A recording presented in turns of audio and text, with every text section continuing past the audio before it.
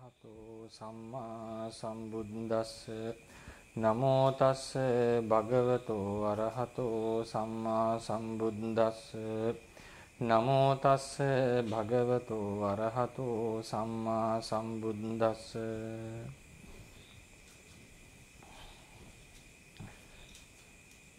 ගෞරවනීය ස්වාමීන් වහන්සේලා වරක් ප්‍රමුඛ මහා සංඝරත්නයේ අවසරයි. අද අපි සූදානම් වන්නේ කරගෙන ආපු පාඩම් මාලාවේ පරමාර්ථ ධර්ම පිළිබඳව කරන කෙටි හැඳින්වීමේ තවත් සිත් කොටසක් ගැන සාකච්ඡා කිරීමට අපි මේ වෙනකන් කාමාවචර සිත් සියල්ලම ගැන කතා කරුණා. ඊයේ දවසේදී ඉවර කරා. අද තියෙන්නේ රූපාවචර සහ අරූපාවචර කියන කොටස් දෙක ගැන කතා කරන්නට. රූපාවචර සිත් සහ අරූපාවචර සිත්. ලබා දී තිබෙන හෑන්ඩ් එකේ 3 වෙනි පිටුවට ගියොත් එතන තියෙනවා නම්බර 6 යටතේ රූපාවචර සිත් 15ද කොටස් 3කට බෙදේ. කොටස් 3කට බෙදෙනවා. රූපාවචර කුසල සිත් 5යි, රූපාවචර විපාක සිත් 5යි, රූපාවචර ක්‍රියා සිත් 5යි. අරූපාවචර සිතුත් ඊළඟ පිටුවේ අපිට දකින්නට පුළුවන්. පිටුව 4 7 වෙනි අංකයේ යටතේ අරූපාවචර සිත් 12ක්ද කොටස් 3කට බෙදෙනවා. මොනවද? අරූපාවචර කුසල සිත් 4යි, අරූපාවචර විපාක සිත් 4යි, අරූපාවචර ක්‍රියා සිත් 4යි. මේ රූපාවචර සිත් කියලා කියන්නේ රූප ලෝකයේ උපදින්නට හේතු වෙන සිත්. රූප ලෝකයේ උපදින්නට හේතු වෙන සිත්. අපිට තව ක්‍රමයකින් මේ කියන්නට පුළුවන් ප්‍රධාන වශයෙන් කසින භාවනාව පදනම් කරගෙන අපිට කියත හැකි රූප ධර්මයන් අරමුණු කරගෙන පවතින සිත් කියලාත් අපිට කියන්නට පුළුවන්. නමුත් විශේෂයෙන්ම ඒක රූප ලෝකයට හේතු වෙන රූපාවචර රූප තෘෂ්ණාව විසින් අරමුණු කරනු ලබන ධර්ම තමයි රූපාවචර කියලා කියන්නේ. රූප තෘෂ්ණාව විසින් අරමුණු කරනු ලබන ධර්ම. අර රූපේ සහ ධානය අතර සම්බන්ධය අපි කතා කරන්නේ රූපාවචර මට්ටමින් අරූපාවචර මට්ටමට යනකොට අපි කියනවා රූපේ ඉක්මවනවා, රූප නිමිත්ත ඉක්මවනවා ආදී ලෙසට. ඒ නිසා මේ රූපාවචර සිත්වල රූපේ සමග සම්බන්ධතාවයක් අපිට පේනවා. නමුත් ඒක සියලු රූපාවචර සිත්වලට ගන්නට සුදුසු නැහැ. ඊතරම්ම නමුත් කසින භාවනාව කියන කසින ආරම්මන එක ගන්නකොට රූපයට ගොඩාක් සම්බන්ධයක් ඒකේ තියෙනවා. ඊළඟට රූප භවයට කියනවා, රූපාවචර ලෝකයට කියනවා, ඒ බ්‍රහ්ම ලෝක වලට රූප භවය කියලා. ඒකට හේතුව තමයි ඒ භවෙහි රූප ධර්මයෝ තියෙනවා. රූප ධර්මයෝ තියෙනවා. කාම ලෝකේත් නාම රූප දෙකම තියෙනවා. රූප ලෝකේත් නාම රූප දෙකම තියෙනවා. නමුත් කාම ලෝකෙහි කාම තෘෂ්ණාව කියන එකෙන් ඒ කාම ලෝකය විශේෂයෙන් කාම කියන නමින් හඳුන්වනවා. ඒ නිසා රූප ධර්මයෝ තියෙන ඒ බ්‍රහ්ම ලෝක රූප ලෝක කොට හඳුන්වනවා. ඉතින් මේ රූපාවචර සිත්වල තියෙනවා කුසල සිත්, විපාක සිත්, ක්‍රියා සිත් කියලා. කුසල සිත් කියලා කියන්නේ මතු අනාගතයේ සැප විපාක ලබා දෙන සිත්. විපාක සිත් කියලා කියන්නේ කුසලයන් නිසා ලැබෙනා වූ විපාක. ඊට පස්සේ ක්‍රියා සිත් කියලා කියන්නේ අනුසය රහිත సంతානයක සිද්ධ කරන්නා වූ යහපත් ක්‍රියා, යහපත් කටයුතු ක්‍රියා බවට පත් කරන රහතන් වහන්සේට පහළ වෙන්නේ සිත්. මේ කියන්නේ අපි ඊයේත් කතා කරා යහපත් ක්‍රියාවක් සිද්ධ කරනකොට අනුසය සහිත సంతානයක නම් ඒක සිද්ධ වුණේ ඒක කුසලයක් වෙනවා. අනුසය රහිත సంతානයක නම් සිද්ධ වුණේ ඒක ක්‍රියාසිතක් බවට පත් වෙනවා. දැන් අපි රූපාවචර කුසල සිත් වලට ගියොත් කුසල සිත් 5 විතක්ක, විචාර, ප්‍රීති, සුඛ, ඒකාග්‍රතා. ඒ කියන්නේ පාලියෙන් කිව්ව විතක්ක, විචාර, ප්‍රීති, සුඛ, ඒකාග්‍රතා සහිත පඨම ඥාන කුසල සිත කියලා නම් කරා. ඊට පස්සේ දෙවනි සිත තමයි විචාර, පීති, සුඛ, ඒකාග්‍රතා සහිත ဒုတိ ය ඥාන කුසල සිත.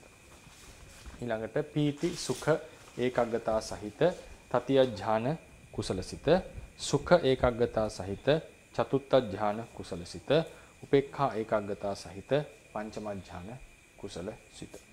එතන මේ සිත් 5 තමයි රූපාවචර කුසල සිත් 5. මේකේ මේ දක්වන අංගයෝ තමයි මේවට කියනවා ධානාංග කියලා. විතක්ක, විචාර, පීති, සුඛ, ඒකාග්‍රතා කියන ධානාංග. ඒ ධානාංග එකිනෙක අඩු වේගෙන එනවා. පළවෙනි සිතෙන් දෙවෙනි සිතට, දෙවෙනි සිතෙන් තුන්වෙනි සිතට, තුන්වෙනි සිතෙන් හතරවෙනි සිතට, හතරවෙනි සිතෙන් පස්වෙනි සිතට එනකොට ධානාංග වල වෙනසක් වෙනවා. ගාන ඒ ලෙසටම පැවතිලා. මොනවද මේ ධානාංග කියලා කියන්නේ? ධානාංග කියලා කියන්නේ අපේ චිත්තචෛසික ධර්මයන්ගේ තියෙනවා හැම චිත්තචෛසික ධර්මයක්ම අරමුණක් ගන්නවා. ආරම්මන ග්‍රහණයෙන් යුක්තයි. ඒ අරමුණු ගන්නා වූ චිත්තචෛසික ධර්ම අතර වැඩිපුර අරමුණ ගැනීමේ හැකියාව වැඩි චෛතසික ධර්ම ටිකක් තියෙනවා. අරමුණ ගැනීමේ හැකියාව වැඩි ධර්ම ටිකක් තියෙනවා. ඒවට කියනවා ධානාංග කියලා. ඒවට කියනවා ධාන කියලා. විශේෂයෙන් කියන්නේ ධාන අංග කියලා. එතකොට මේ ධානාංග තමයි විතක්කය, ਵਿਚාරය, ප්‍රීතිය, වේදනාව, ඒකාග්‍රතාවය. විතක්ක, ਵਿਚාර, ප්‍රීති, වේදනා, ඒකාග්‍රතාව කියන පහ තමයි ධානාංග ලෙස හඳුන්වන්නේ. දැන් අපි ඒක ලියලා පෙන්නුවොත්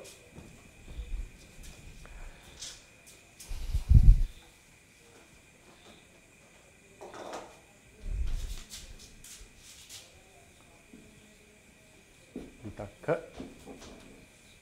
විචාර, පීති, වේදනා, ඒකග්ග මේ තමයි ධානාංග කියලා කියන්නේ. මේ ධානාංගවල තියෙනවා ආරම්මන ග්‍රහණ හැකියාව. ඒ කියන්නේ අරමුණු ගැනීමේ හැකියාව ඒ ධානාංගවල අනිත් ධර්ම වලට වඩා වැඩි. අනිත් ධර්ම වලට වඩා වැඩි. ඒ නිසා මේවට කියනවා ධානාංග කියලා. ධානාංග.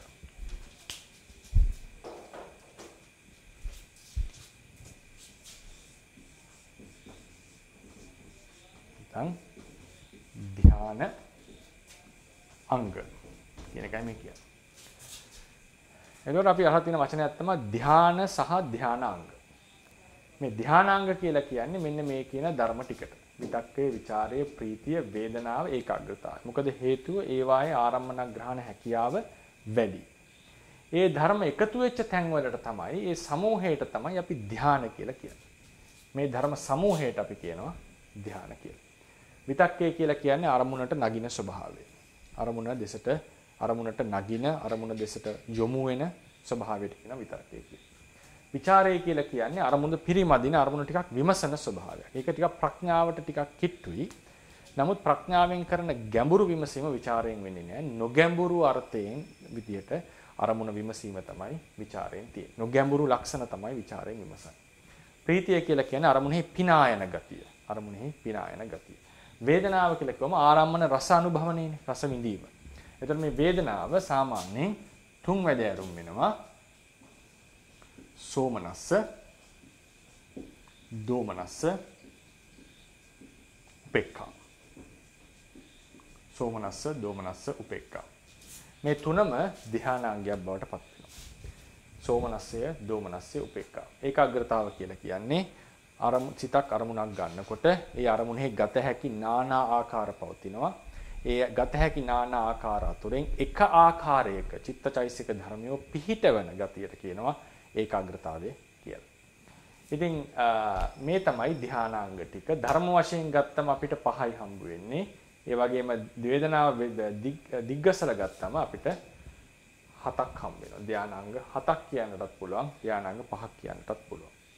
මේ තමයි ධානාංග. මේ ධානාංග වලින් මේ දෝමනස්සය කියන එක පවතින්නේ අකුසල සිත්වල පමණයි. ඒ නිසා මේ රූපාවචර කතාවට ආවම රූපාවචර සිත් වලට ආවම අපිට දෝමනස්සය කියන එක අපි ගණන් ගන්නේ නැහැ. නමුත් ධානාංග පොදුවේ හඳුන්වනකොට මේ දෝමනස්සය අපිට ගණන් ගන්නට තියෙනවා. ඒකෙන් අපි කියන්නට ඕනේ මේ රූපාවචර සිත්වල ධානාංග කතා කරාට ධානාංග කියන ඒවා විඥාන දෙපස් විඥානයේ අතහැරලා දෙපස් විඥානයේ කියප එක මතකයි නී අපි චක්කු සෝත ගාන ජීවහා කාය විඥාන විතරනේ කුසල විපාක සහ අකුසල විපාක. එතකොට මේ 10 අතහැරලා ඉතිරි සියලු සිත්වල ධානාංග වැඩ කරනවා. මෙතන අපි මේ රූපාවචර අරූපාවචර ලෝකෝත්තර සිත්වලට විතරක් අපි විශේෂයෙන් මේ ප්‍රතිපදාව නිසා ධාන කියලා කියනවා. නමුත් අකුසල සිතේ ධානාංග තියෙනවා. කුසල සිතේ ධානාංග තියෙනවා. අහේතුක සිත් 8ක ධානාංග තියෙනවා. ඒ නිසා මේ ධානාංග කියන එක අභිධර්මයේදී ඒ බොහෝ සිත්වල පහළ වෙන දෙයක්. ඒක අපි රූපාවචර අරූපාවචර ලෝකෝත්තර සිත්වල විතරක් විශේෂයෙන් කතා කරනවා. ඒවායේ තියෙන ප්‍රබලත්වය නිසා සහ ඒ වගේම ඒවා ප්‍රතිපත්තියෙන් අධිගමනය කරන ප්‍රබල සමාධියකින් යුක්ත සිත් නිසා. ධානාංග කියලා කිව්වේ වැඩිපුර ආරම්මන ග්‍රහණ හැකියාව ඇති චෛතසික ධර්ම ටික. මේ පහම චෛතසික ධර්ම. වැඩිපුර ආරම්මන ග්‍රහණ හැකියාව ඇති ධර්ම පහ. එතනදී ඒවට ධාන කියලා කියන්නට හේතුව තමයි ධාන කියන වචනය ධානාංග ඇත්තටම ධාන කියන එකේ තේරුම තමයි අරමුණු දෙකක් තියෙනවා. උපනිජ්ජායන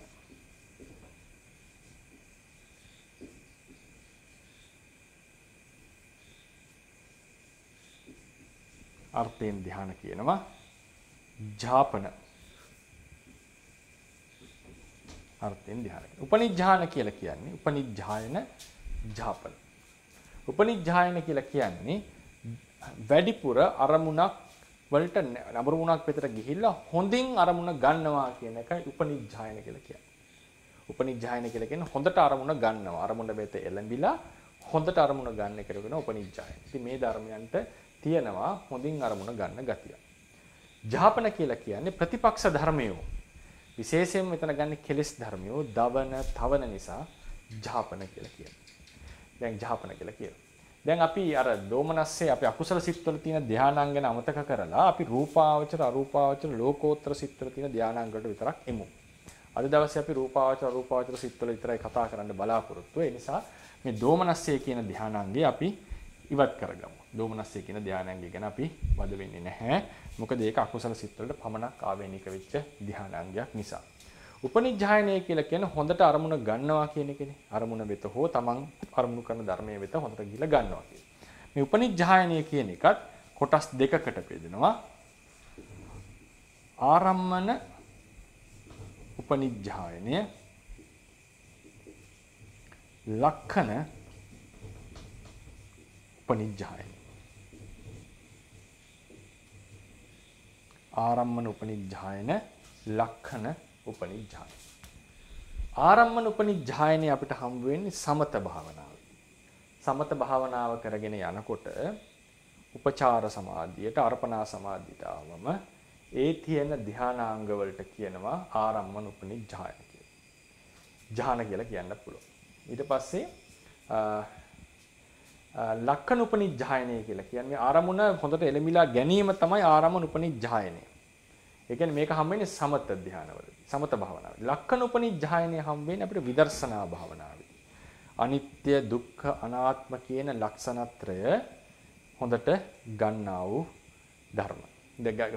මේ ධර්ම වලින් අනිත්‍ය, දුක්ඛ, අනාත්ම කියන ලක්ෂණත්‍රය හොඳින් ගන්න. ඒක පහළ වෙන්නේ රූපාවචර සිත්වල නෙවෙයි. ඒක පහළ වෙන්නේ කාමාවචර සිත්වල. ඒකත් මතක තියාගන්නට ඕනේ.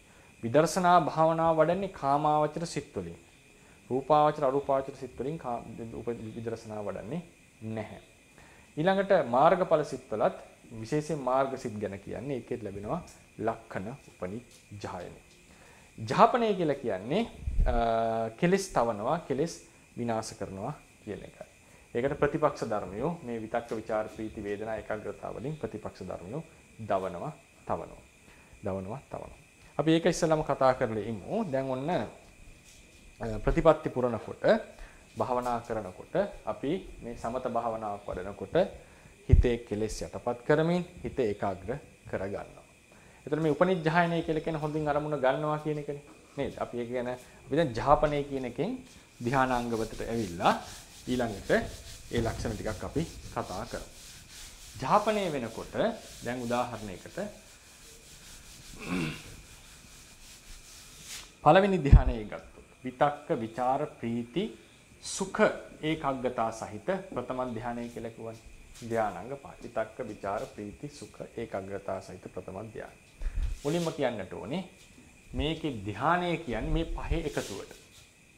මේ පහටම තමයි ධානය කියන්නේ. ධානය කියන්නේ පහේ එකතුවට, ගෲප් එකට, සමූහයට. ධාන මාර්ග බොජ්ජංග. ධාන මාර්ග බොජ්ජංග කතා කරන අවස්ථාවවලදී සමූහයේ ක්‍රියාකාරීත්වය තමයි වැදගත් වෙන්නේ. එක එක ධර්මයේ ඒ හැකියාවල් තියෙනවා. නමුත් සමූහයක් ලෙස අරගෙන කතා කිරීම තමයි ධ්‍යාන මාර්ග සහ බොජ්ජංග වලදී ථේරවාද ක්‍රමය. ඉතින් එතකොට මේ ධ්‍යානය කියලා කියන්නේ පහේ එකතුවට. විතක්ක ਵਿਚාර පීති සුඛ ඒකාග්‍රතාව සහිත ප්‍රථම ධානය කුසලසිත කියනකොට ධානය වෙන්නේ මේ පහේ ගොඩට. මේ ධානාංග එකතුවට. මේ එක එකට කියන්නේ ධාන අංග කියලා. ධානාංග කියන්නේ වෙන වෙනම ධර්මයට. ධානාංග කියන්නේ වෙන වෙනම ධර්මයට. අර මේක විශේෂයෙන් මතක තියාගන්න. ධානය කියන්නේ ධර්ම සමූහයට, ධානාංග වෙන්නේ වෙන වෙනම ධර්ම.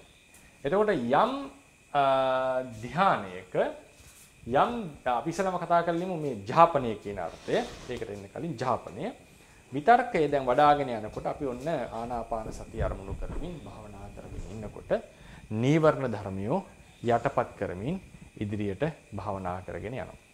එතකොට අපි දන්නවනේ පංච නීවරණයක් තියෙනවා කියලා. නීවරණ ධර්ම පහක් තියෙනවා. ඒ නීවරණ ධර්ම පහ පිළිවෙලින් මේ ධානාංග වලින් යටපත් වෙනවා. කොහොමද ඒක වෙන්නේ? අපි ගත්තොත් විතක්කය. විතර්කය කියලා කියන්නේ අරමුණට නැවත යන ගතියනේ. අරමුණට එළඹෙන ගතියනේ. එතකොට අරමුණෙන් පසුබහින භාවනා කර්මයෙන් පසුබහින මේක ගැන හිතන්න සමත භාවනාව අරගෙන හිතන්න.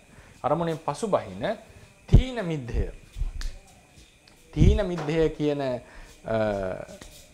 කෙලෙසය තීන මිද්ධ කියන ධර්මයෝ විතර්කයේ වැඩි වෙනකොට යටපත් වෙනවා. ඒක සාමාන්‍යයෙන් හිතන අපේ හිත හොඳට අරමුණු කරා යනකොට තීන මිද්දේ කම්මැලිකම නැති වෙනවනේ. එතකොට සමත භාවනාවේදී හොඳට අරමුණු කරා නැවත නැවත යනවා නම් තීන මිද්ද දෙක යටපත් වෙනවා. ඊළඟ ਵਿਚාරය කියලා කිව්ව විමසීම කියලා කිව්වනේ. අරමුණක තියෙන නොගැඹුරු ලක්ෂණ විමසීම. මේ ਵਿਚාරයෙන් විමසනකොට ਵਿਚාරයෙන් අරමුණ පිරිමදිනකොට දුර වෙනවා විචිකිච්ඡාව. විචිකිච්ඡාව කියන ධර්මයේ දුර වෙනවා.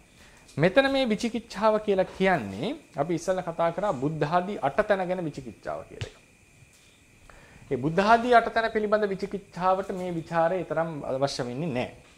ඒ කියන්නේ ධානයක් වඩනකොට ਵਿਚාරය කියන ධානාංගයේ වැඩෙනකොට බුද්ධ ආදී අටතන ගැන විචිකිච්ඡාව දුරු වීම නෙවෙයි මේ කතා කරන්නේ.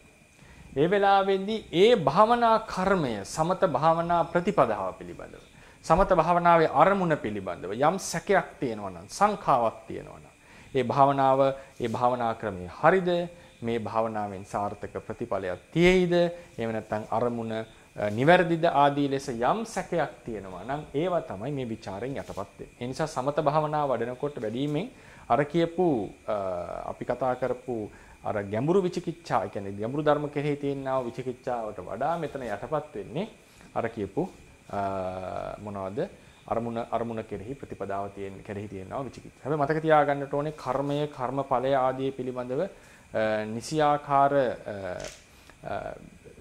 ශ්‍රද්ධාව කියන එක අවශ්‍ය වෙනවා, බොහෝ දුරට අවශ්‍ය වෙනවා මේ ධානයක් වඩන්නට. ඒ කියන්නේ නියත මිත්‍යා දෘෂ්ටිපත් වෙච්ච කෙනාට මේ විචිකිච්ඡා මේ ධානයක් වඩන්නට බෑ. මෙතන අපි වඩන්නේ ਵਿਚාරය කියන එක දිනු කරනකොට අර කියපු අරමුණ කෙරෙහි භාවනා ප්‍රතිපදාව කෙරෙහි තියෙනා වූ සැකය දුරු වෙනවා මේ සමත භාවනාවේ. ප්‍රීතිය කියන එකේදී අරමුණෙහි පිනායන ගතිය නිසා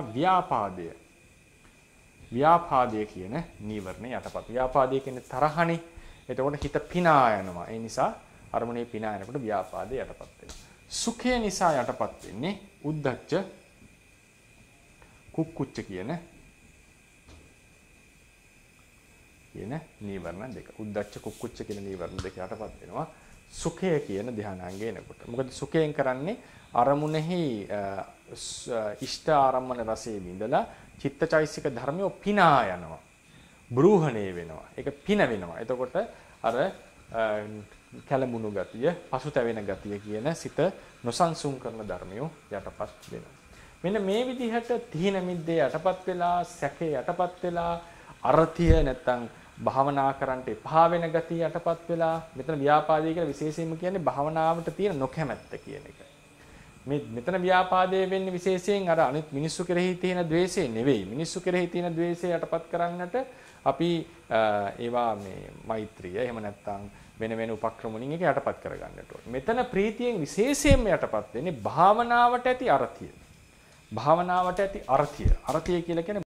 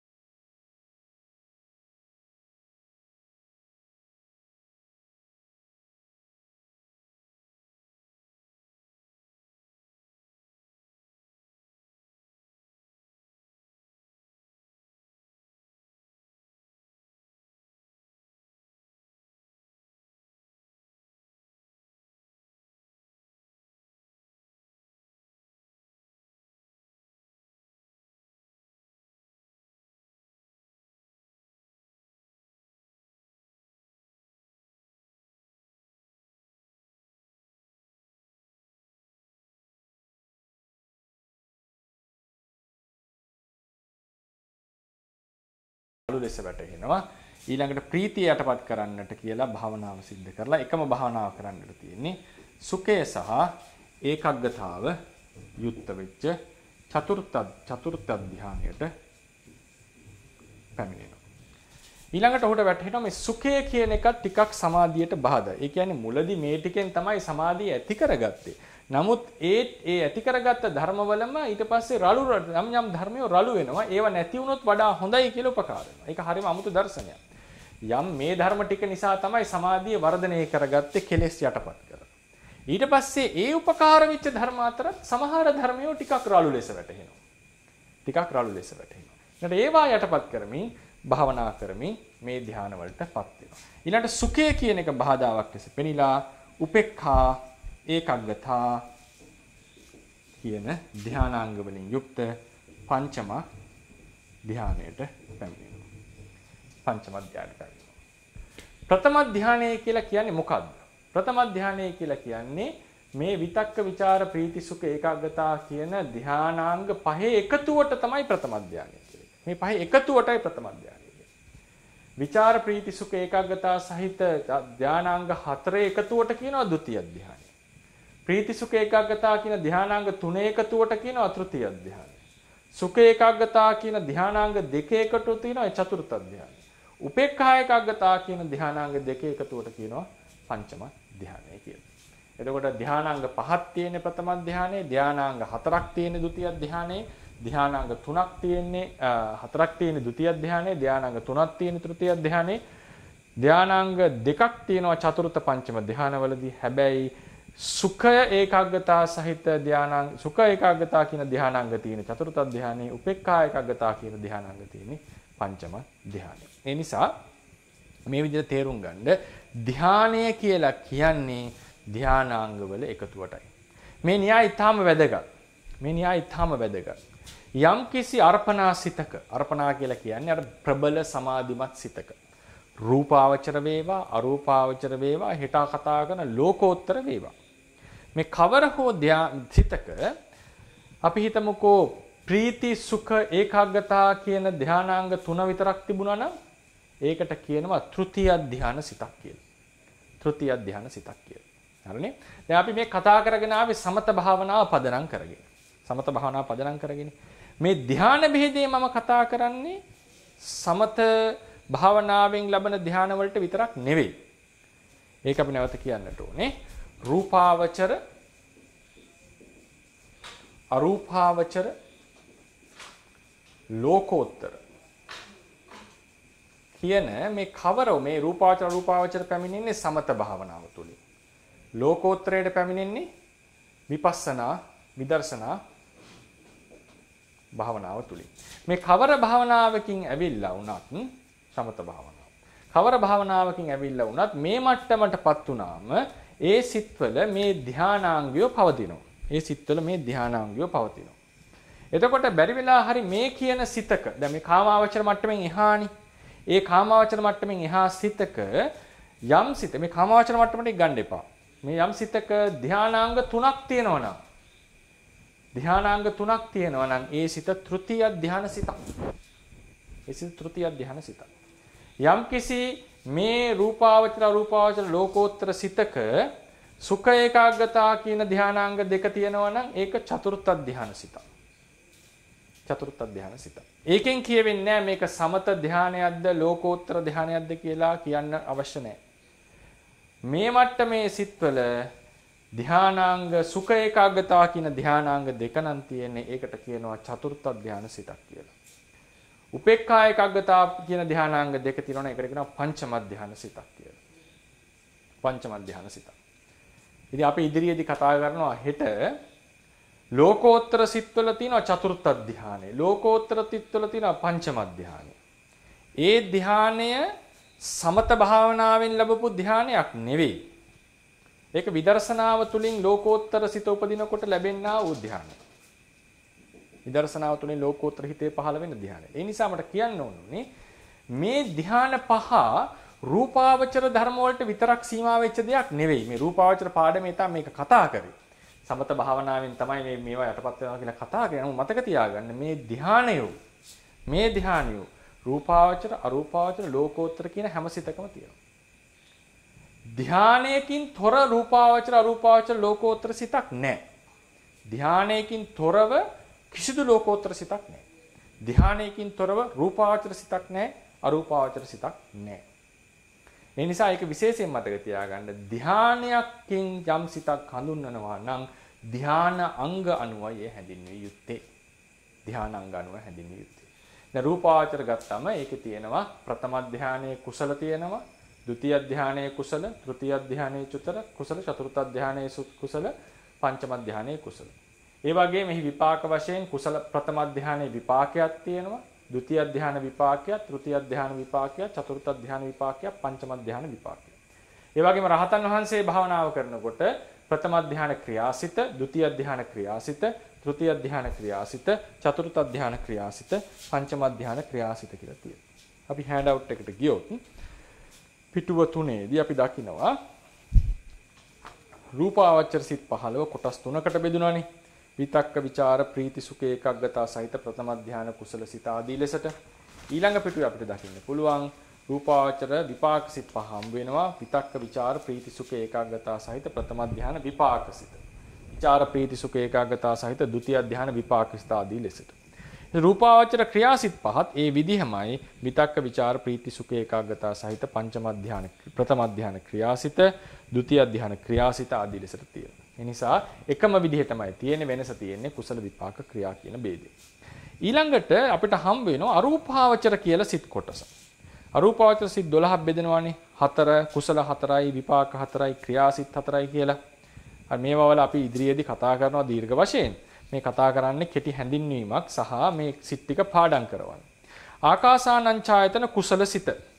ආකාසානංචායතන කුසල සිත කියලා කියන්නේ කසින භාවනාවක් වඩපු යෝගියෙක් පංචම ධානයට පැමිණිලා. කසින භාවනාවක් වඩපු යෝගියෙක් පංචම ධානයට පැමිණිලා ඒ ධානයේ ආරම්මණය උද්ඝාටනය කරලා හිතෙන් ඉවත් කරගෙන එය හිතෙන් මානසිකාර නොකර ආකාශයේ අරමුණු කරමින් ධානයක් උපදවනවා.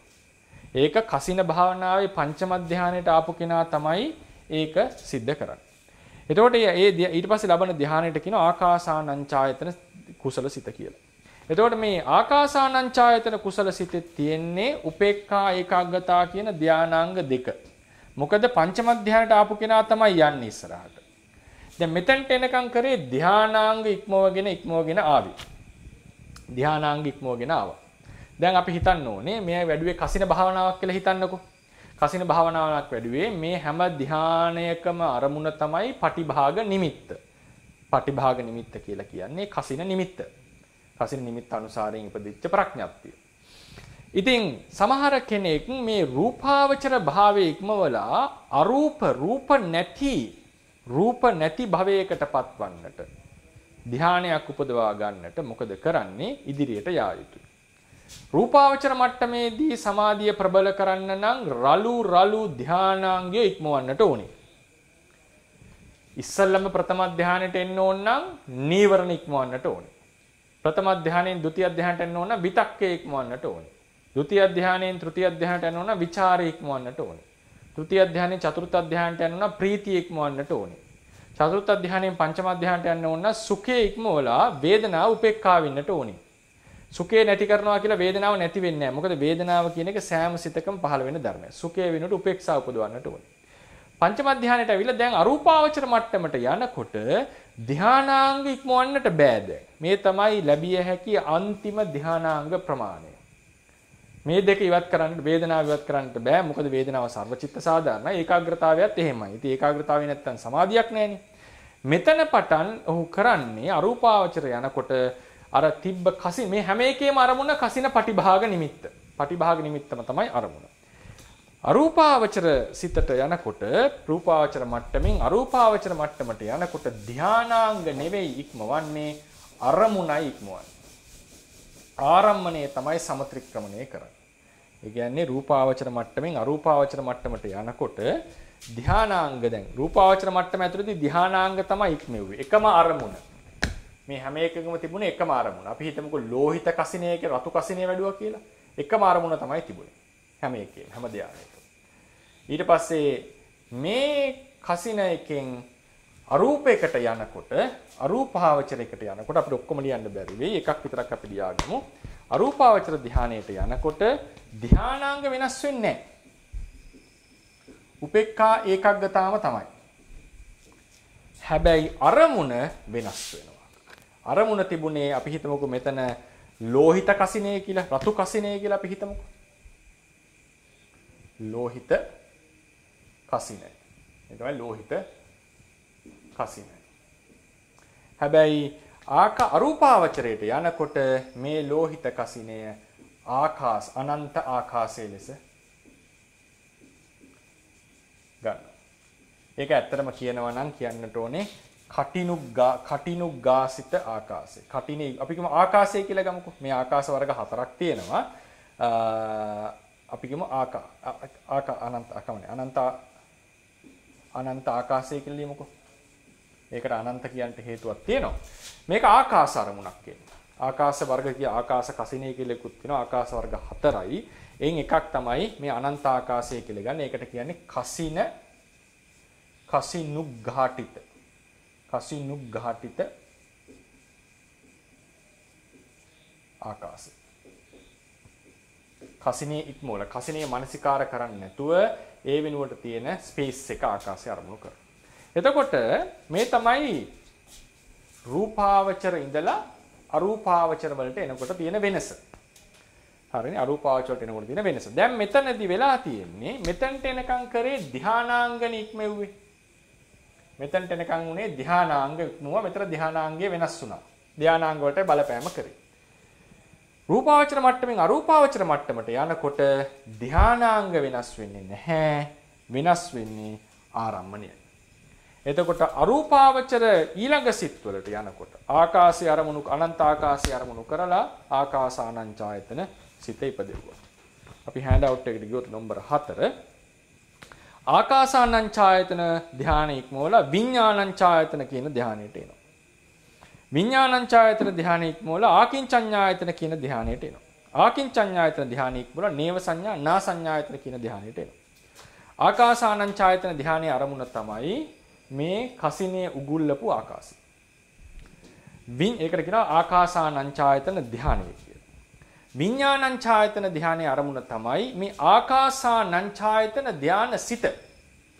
ආකාසානංචායතන ධානයට සමවැදිලා ඒ නැගී සිටලා නැවත ඒ ආකාසානංචායතන සිත අරමුණු කරගෙන ධානය උපදවනවා. ඒකට කියනවා විඥානංචායතන ධානය කියලා. ඊට පස්සේ මේ ආපහු පළවෙනි එක ආකාසානංචායතන ධාන හිතේ නැති භව අරමුණු කරමින් ආකින්චඤ්ඤායතන ධානය උපදවනවා. හරිනේ? විඥානංචායතන ධානයේ අරමුණ තමයි ආකාසානංචායතන ධානය. ආකින්චඤ්ඤායතන ධානයේ අරමුණ තමයි ආකාසානංචායතන ධානයේ නැති බව. ඊට පස්සේ නේව සංඥානා සංඥායතන හිතේ අරමුණ තමයි ආකින්චඤ්ඤායතන ධානය. ආකින්චඤ්ඤායතන ධානය. අගතා කියන ධානාංග දෙකෙන් යුක්ත නම් එය පංචම ධානය. ඒක රූපාවචර ભેදය අරූපාවචර ભેදය ලෝකෝත්තර ભેදය වැඩක් නැහැ එතන. මේ ධානාංග දෙක නම් තියෙන්නේ ඒක පංචම ධානය. සුඛ ඒකාග්‍රතා ධානාංග දෙක නම් තියෙන්නේ ඒක චතුර්ථ ධානය. අරූපාවචර හිතේදී කරන්නේ ආරම්මණය ඉක්මවන එක. ආරම්මණය ඉක්මවන එක. ඒ නිසා මතක තියාගන්න ඕනේ අරූපාවචර සිත් 12ම පංචම ධානයෙන් යුක්ත සිත්. පංචම ධානයෙන් යුක්ත සිත්. මම හිතනවා ඒක පැහැදිලි වෙන්නට ඇති කියලා. ඒ නිසා අපි ඊළඟට යමු අරූපාවචර කියන ධාන ගැන ආරම්භණය පොඩ්ඩක් හඳුන්වලා මේ ධානවල තියෙන තව එක වේදයක් කතා කරනවා. එතනින් පස්සේ අපි මේ ධාන සම්බන්ධයෙන් සාකච්ඡාව අවසන් කරනවා. අපි අරූපාවචර ධාන ගැන දැන් කතා කරමු. අරූපාවචර ධානවල අපි කිව්වා ධානාංග ඉක්මවීමක් නැහැ.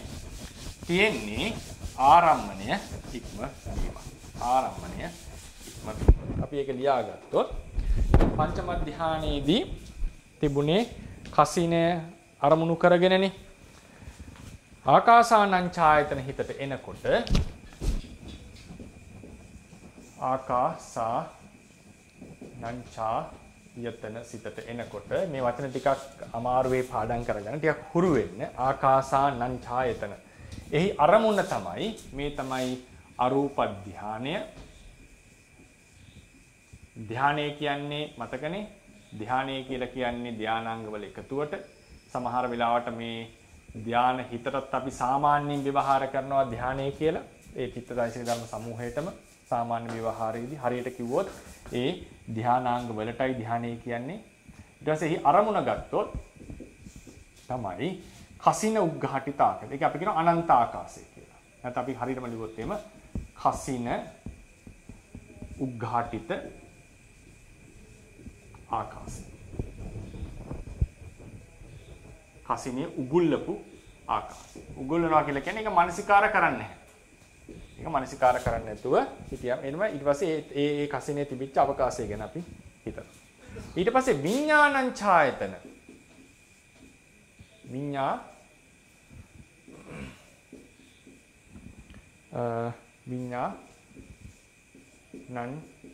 ඡායතනය කියන එකේ අරමුණ තමයි මේ ආකාසානං ඡායතන සිත.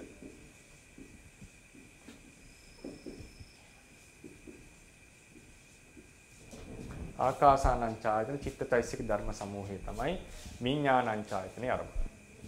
ඊට පස්සේ තුන්වෙනි එක ආකින්චඤ්ඤායතන. ආකින්චඤ්ඤායතන එහි අරමුණ තමයි හොඳට බලා ගන්න. ආකාසානං විඥානං ඡායතනේ නෙමෙයි. ආකාසානං ඡායතන සිතේ නැති බව.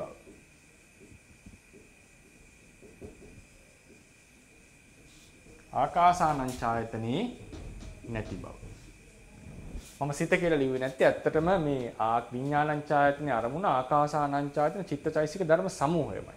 ඒ නිසා මම සිත කියලා විතරක් ලිව්වේ නැත්තේ. එහෙම සිත කිව්වට ගැටලුවක් නැහැ.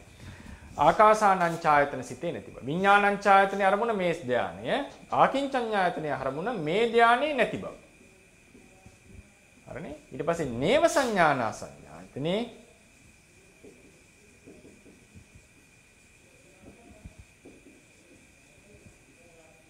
ධානයේ අරමුණ මේ ආකින්චඤ්ඤායතන ධානය.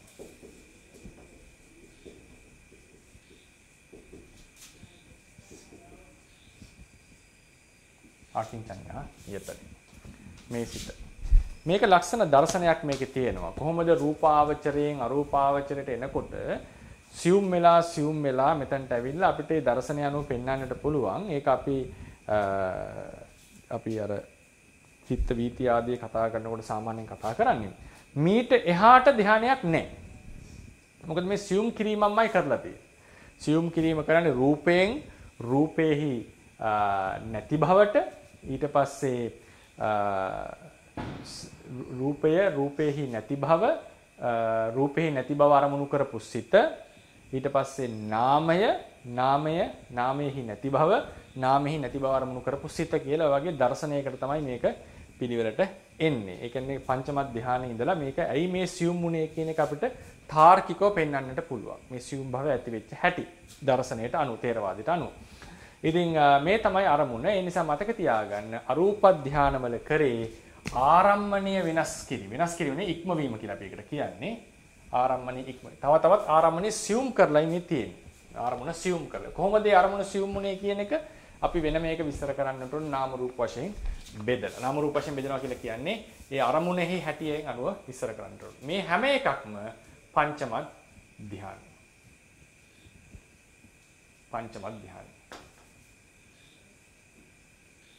මේ හැම එකක්ම පංචම ධ්‍යාන. ඒකත් මතක තියාගන්නට ඕන. එතකොට අපි දැන් ආයි සිත් වලට ගියොත් අපිට හම්බ වෙනවා පිටුව 3 තුන්වෙනි පිටුව රූපාවචර සිත් 15 රූපාවචර කුසල සිත් 5යි විපාක සිත් 5යි ක්‍රියා සිත් 5යි. එයින් බලන්න කුසල සිත් වල තියෙන්නේ ප්‍රථම ධ්‍යාන 1යිනේ. විපාක සිත් වල ප්‍රථම ධ්‍යාන 1යිනේ. ක්‍රියා සිත් වල ප්‍රථම ධ්‍යාන 1යිනේ. එතකොට ප්‍රථම ධ්‍යාන සිත් 3ක් තියෙනවා රූපාවචර. ඔක්කොම සිත් 15යි ප්‍රථම ධ්‍යාන සිත් 3යි. කුසල සිත් 5යි විපාක සිත් 5යි ක්‍රියා සිත් 5යි. අනිත් පැත්තට ගණන් කරාම ප්‍රථම ධ්‍යාන සිත් 3යි. ဒုတိ ය ධ්‍යාන සිත් 3යි. චතුර්ථ ධ්‍යාන සිත් 3යි. පංචම ධ්‍යාන සිත් 3යි. හැම ධ්‍යානයකින්ම 3 බැගින් තියෙනවා. හැබැයි අරූපාවචර ගොඩට ආවොත් අරූපාවචර ගොඩේදී සියලුම අරූපාවචර සිත් පංචම ධ්‍යානයේ යුක්තයි. පංචම ධානයෙන් යුක්තයි. එහෙමනම් එතන 12ම පංචම ධානය. එතකොට මේ දෙකම එකතු කරාම රූප අරූප දෙකම එකතු කරාම කොහොමද? ප්‍රථම ධාන 3යි, ද්විතීය ධාන 3යි, තෘතීය ධාන 3යි, චතුර්ථ ධාන 3යි, පංචම ධාන 15යි. අයි 15ක් උනේ රූපාවචරයේ 3ක් තියෙනවා, අරූපාවචරයේ 12ම පංචම ධාන ගණයට වැටෙන්නේ. හරිනේ පංචම ධාන ගණයට වැටෙන්නේ. මේ ඔක්කොම උපේක්ෂා වේදනාවෙන් යුක්තයි. මොකද ධානාංගයේ තියෙන්නේ උපේක්ඛා ඒකාග්‍රතාව කියන ධානාංග දෙක විතරක් තියෙන නිසා මේ සියල්ලම උපේක්ෂා වේදනාවෙන් යුක්තයි. ඒතර රූපාවචර සිත් ගත්තම කොහොමද වේදනාව? ප්‍රථම, ද්විතීය, තෘතීය, චතුර්ථ ධාන ඔක්කොමගේම සුඛය තියෙනවනේ. නේද? සුඛය. එතන සුඛය කියන්නේ සෝමනස්සයට. අපි දැන් මතක ඇති කිව්වා සුඛ, දුක්ඛ, අදුක්ඛම සුඛ කියනවා අනුභවන ભેදයෙන්. සුඛ සෝමනස්ස, දුක්ඛ දෝමනස්ස, උපේක්ඛා කියලා කියවනේ ඉන්ද්‍රිය ભેදයෙන්. මේ ලියලා තියෙන අනුභවන ભેදයෙන්. අනුභවන ભેද. ඒ නිසා මේ සෝමනස්සයයි මේ සුඛය කියලා ලියලා තියෙන්නේ. ඒ නිසා ප්‍රථම, ද්විතීය, තෘතීය, චතුර්ථ ධාන සියල්ලම සෝමනස්ස වේදනාවෙන් යුක්තයි. ඒකට සෝමනස්සය කියලා ව්‍යවහාර කරන්නේ. පංචම ධාන උපේක්ඛා වේදනාවෙන් යුක්තයි. එතකොට ප්‍රථම ධාන සිත් ගත්තම රූපාවචර සිත් ගත්තම එයින් 12ක් මොකද කුසල විපාක ක්‍රියා වශයෙන් තුන්වැද ඇරුම්නේ ප්‍රථම, ද්විතීය, තෘතීය, චතුර්ථ ධාන 4ක් කුසල විපාක ක්‍රියා වශයෙන් 12යි. ඒ 12ම සෝමනස්ස වේදනාවෙන් යුක්තයි. 3ක් උපේක්ෂා වේදනාවෙන් යුක්තයි. අරූපාවචර සිත් සියල්ලම උපේක්ෂා වේදනාවෙන් යුක්තයි. හරිනේ. ඊට අපි අවසාන වශයෙන් කියන්නට තියෙන්නේ මේ සිත්වල සංස්කාර භේදය. සසංඛාරික, අසංඛාරික කියන භේදය. මේ සිත්වල සසංඛාරික, අසංඛාරික භේදය අපි තීරණය කරන්නේ ප්‍රතිපදාව අනුව. ඒ කියන්නේ අපි හිතමු කසින භාවනාවක් වඩනවා කියලා. මේ කසින භාවනාවක් වඩනකොට ඉස්සල්ලාම කසිනේ අරමුණු කරගෙන භාවනාව පටන් ගන්නවා. අපි දැන් කසින ඩිස්ක් එකක් කසින රවුමක් අපි තියා ගන්නවනේ ඉදිරියෙන් බොහෝ වෙලාවට. එතකොට කසින ආරම්භණය නැත්නම් කසින ඩිස්ක් එක. ඒකට කියනවා පරිකම්ම නිමිත්ත කියලා. පරිකම්ම අපි කළු පැහැදිලිමු. රතු පාට කසිනයක් වඩනවා කියලා හිතන්නකෝ. පරිකම්ම නිමිත්ත.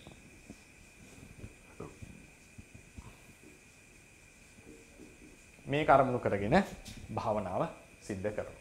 මේක සිද්ධ කරගෙන යනකොට S2 අරගෙන ඒක දිහා බලමින් S වහගෙන නැවත නැවත ඒ අදහස හිතට ගන්නවා.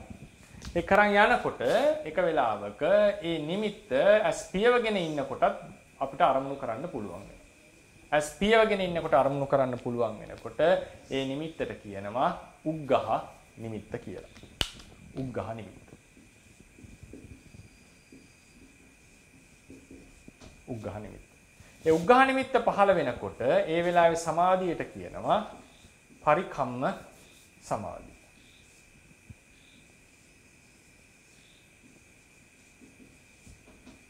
පරිකම්ම සමාධිය. ඊට පස්සේ මොකද කරන්නේ? කසිනේ දිහා බලන්නේ නැතුව දිගටම ඒ තමන්ට බලන්න අරමුණු කරන්න පුළුවන් කසින ආරම්භණය දිහා බලාගෙන භාවනා කරගෙන යනකොට එක වෙලාවක මේ උග්ඝහ නිමිත්තේ තියෙනවා මේ පරිකම්ම නිමිත්තේ පොඩි දෝෂ එහෙම තිබුණා නම් ඒවා පවා තියෙනවා. ඒ නිමිත්ත දිහා අරමුණු කරගෙන ඉන්නකොට එක වෙලාවක ඊතා ප්‍රභාස්වර නිමිත්තක් පහළ වෙනවා. ඒකට කියනවා පටිභාග නිමිත්ත කියලා. පටිභාග නිමිත්ත. පටිභාග නිමිත්ත. ඒ පටිභාග නිමිත්ත පහළ වෙනකොට ඒ අවස්ථාවේ සමාධියට කියනවා උපචාර සමාධිය කියලා. පටිභාග නිමිත්ත පහළ වෙන අවස්ථාවේ සමාධියට කියන උපචාර සමාධිය. උග්ඝහ නිමිත්ත පහළ වෙන අවස්ථාවේ සමාධියට කියන පරිකම්ම සමාධිය. මේ අවස්ථාවේදී අපි සමාධියක් යමින් ටික ටික වැඩෙනවා. නමුත් ඒක විශේෂයෙන් හඳුන්වන්නේ නැහැ. මේක අර මැටි එක නැත්තම් මේ බාහිර තියෙන අරමුණනේ. මේක ඉතින් ඕන කෙනෙක් ගාව තියෙන්නට පුළුවන්. මේ සමාධියක් වැඩිච්ච කෙනෙක්ට විතරයි උග්ඝහ නිමිත්ත ලැබෙන්නේ. ඒක අපි හිතෙන් අරමුණු කරනවා. ඒක හිතෙන් අපි අරමුණු කරනවා. පටිභාග නිමිත්ත කියන එක උපචාර සමාධි අවස්ථාවේ ලැබෙන්නේ. ඊළඟට දැන් එතනින් පස්සේ නිමිත්ත වෙනස් වෙන්නේ නැහැ. මේ නිමිති දෙකේ ලොකු වෙනස්කමක් තියෙනවා. මේක තනිකර ෆිසිකල් නිමිත්තක්. මේක සිතෙන් අරමුණු කරන එකක්. මේ නිමිත්ත ඊට වඩා ප්‍රබාස්වරයි. ඒකේ දෝෂ නැහැ. ඊට පස්සේ මේ නිමිත්තම පටිභාග නිමිත්තම ඒ පටිභාග නිමිත්තම අරමුණු කරමින් තමයි දිගටම භාවනාව කරන්නේ. එහෙම කරගෙන යනකොට අන්න ධානයටපත් වෙනවා ධානයක් උපදිනවා. ඒ කියන්නේ මේ වෙනකන් තියෙන කාමාවචර සිත්. කාමාවචර සිත්. ඒ කාමාවචර සිත් වලින් භාවනා කරන් ගිහිල්ලා එක වෙලාවක අන්න ධානය උපදිනවා. ඒ වෙලාවට කියනවා අර්පණා සමාධිය කියලා. අර්පණා සමාධිය. මේ තමයි ධාන. අපි කියන රූපාවචර ධාන මට්ටමට ආපු අවස්ථාව. මේ වෙනකන් ඉතින් උපචාර සමාධිය කාලයක් වඩලා තමයි මෙතනට පැමිණෙන්නේ. නීවරණ යටපත් වීම ඇත්තටම සිද්ධ වෙන්නේ මේ උපචාර සමාධි අවස්ථාවේ. නීවරණ යටපත් වීම.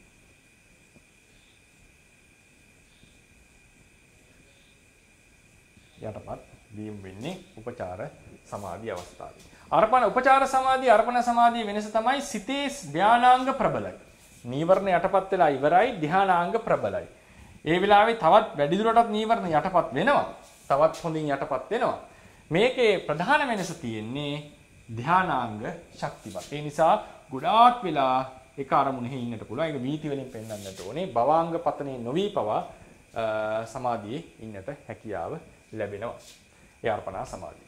ඉතින් මෙතනදී ඔන්න සමහර මේ නීවරණ යටපත් කරගන්න තාක්කල් භාවනාවේ පටන් අරගෙන නීවරණ යටපත් වීම තාක්කල් අපි කියනවා ඒ කොටසට පොඩ්ඩක් මේක උඩින් ගියමු. අපි නැති වෙයි.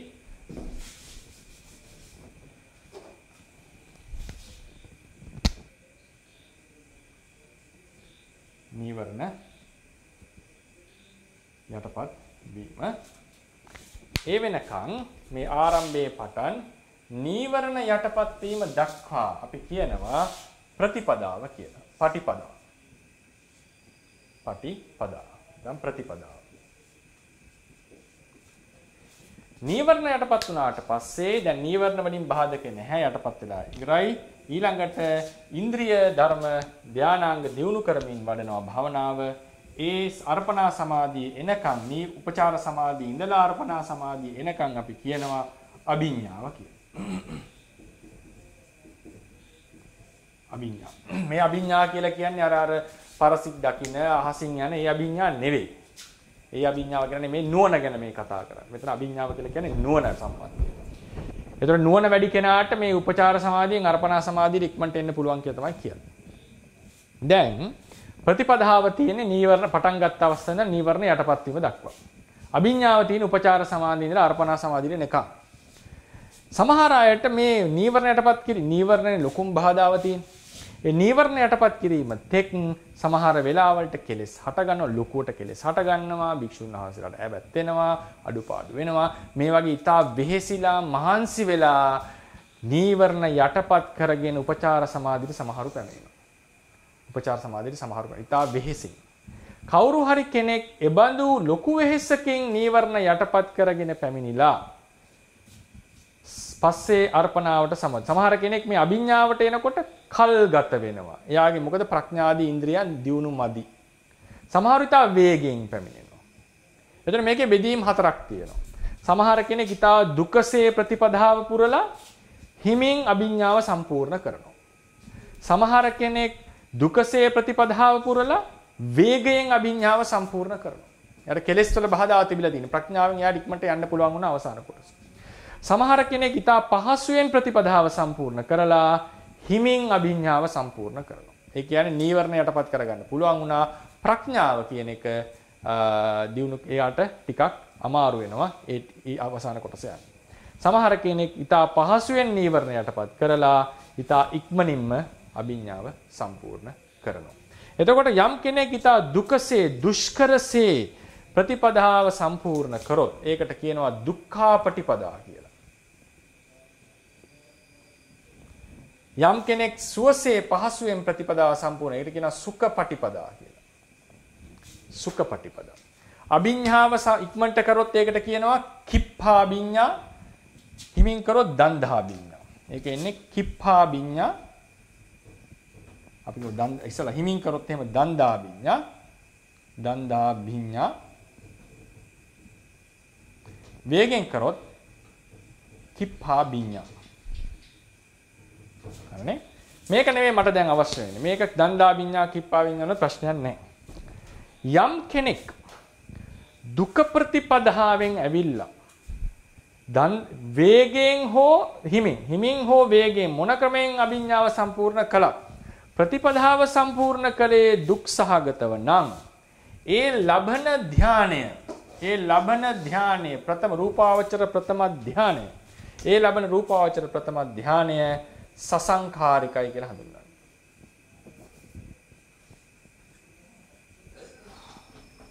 මොකද ඒක ඊටා වෙහෙසෙන් මහන්සියෙන් සිත උඩට ගන්වමින් නීවරණ වලින් බාධා වෙච්ච ප්‍රතිපදාව උඩට ගන්වමින් ගිහිලා තමයි මේ ධානය හිත උපදින්නේ. මේ කතා කරන්නේ මේ සිත් සම්බන්ධයෙන් නෙවෙයි අපි විශේෂයෙන්. අපි කතා කරන්නේ මෙන්න මේ කියන සමාධිමත් සිත ප්‍රථම ධානය සිත. මේ කියන ප්‍රථම ධානය සිත.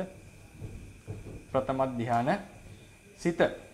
මේ ප්‍රථම ධානය සිත සසංඛාරික වෙනවා. මෙතන ප්‍රතිපදාව දුක් සහගත වුණොත්. අමාරුවෙන් නම් මේ උපචාරයට ආවේ. මේ ටික වේගෙන් ගියාද හිමින් ගියාද කියන එක අදාළ නැහැ. යම් කෙනෙක් සුඛ ප්‍රතිපදාවෙන් අවර්පණාව සම්පූර්ණ කරා ප්‍රතිපදාව සම්පූර්ණ කරා නම් ඔහුගේ සිත ඒ අර්පණා සිත අසංඛාරික වෙනවා. ඔහු හිමින්ද ගියේ වේගෙන්ද ගියේ කියන එක අදාළ වෙන්නේ නැහැ. ප්‍රථම ධානය සිත අසංඛාරික නමින් හඳුන්වනවා. ඒ නිසා මේක තමයි ප්‍රථම ධානය සිතේ අසංකාරික සසංකාරික ભેදේ දක්වන ක්‍රමය. සමහර විට රේරුකාණි ස්වාමීන් වහන්සේගේ පොත කියවපු කෙනෙක් දකින්නට පුළුවන් සියලු ධානයෝ සසංකාරිකයි කියලා. නමුත් අපිට පිළිගත පුළුවන් ඊටා සාර්ථක නිර්වචනය තමයි දුක්ඛා ප්‍රතිපදාවෙන් ඒක හේතු සාධක අපිට පස්සේ කතා කරන්න පුළුවන් කවුරු හරි ප්‍රශ්නයක් ලෙස අහුවොත් ඇයි ඒක එහෙම කියන්නේ කියලා. ඒකට ලස්සන හේතුවක් තියෙනවා. දැනට මතක තියාගන්න දුක ප්‍රතිපදාවෙන් ඇවිල්ලා ප්‍රථම ධානයට පැමිණුත් ඒක සසංකාරිකයි. සුඛ ප්‍රතිපදාවෙන් ඇවිල්ලා ප්‍රථම ධානයටපත් වුණොත් ඒක අසංකාරිකයි. ප්‍රථම ධානයෙන් ဒုတိ ය ධානයට යනකොට ප්‍රථම ධානයේ පිළිබඳ ආශාව නැති කරලා යටපත් කරලා තමයි ဒုတိ ය ධානයට යන්න වෙන්නේ. සමහර අය ප්‍රථම ධානයේ කිරි ආශාව දුරු කරන්න ගොඩාක් අමාරුයි. මොකද ඒකට ඇලෙනවා.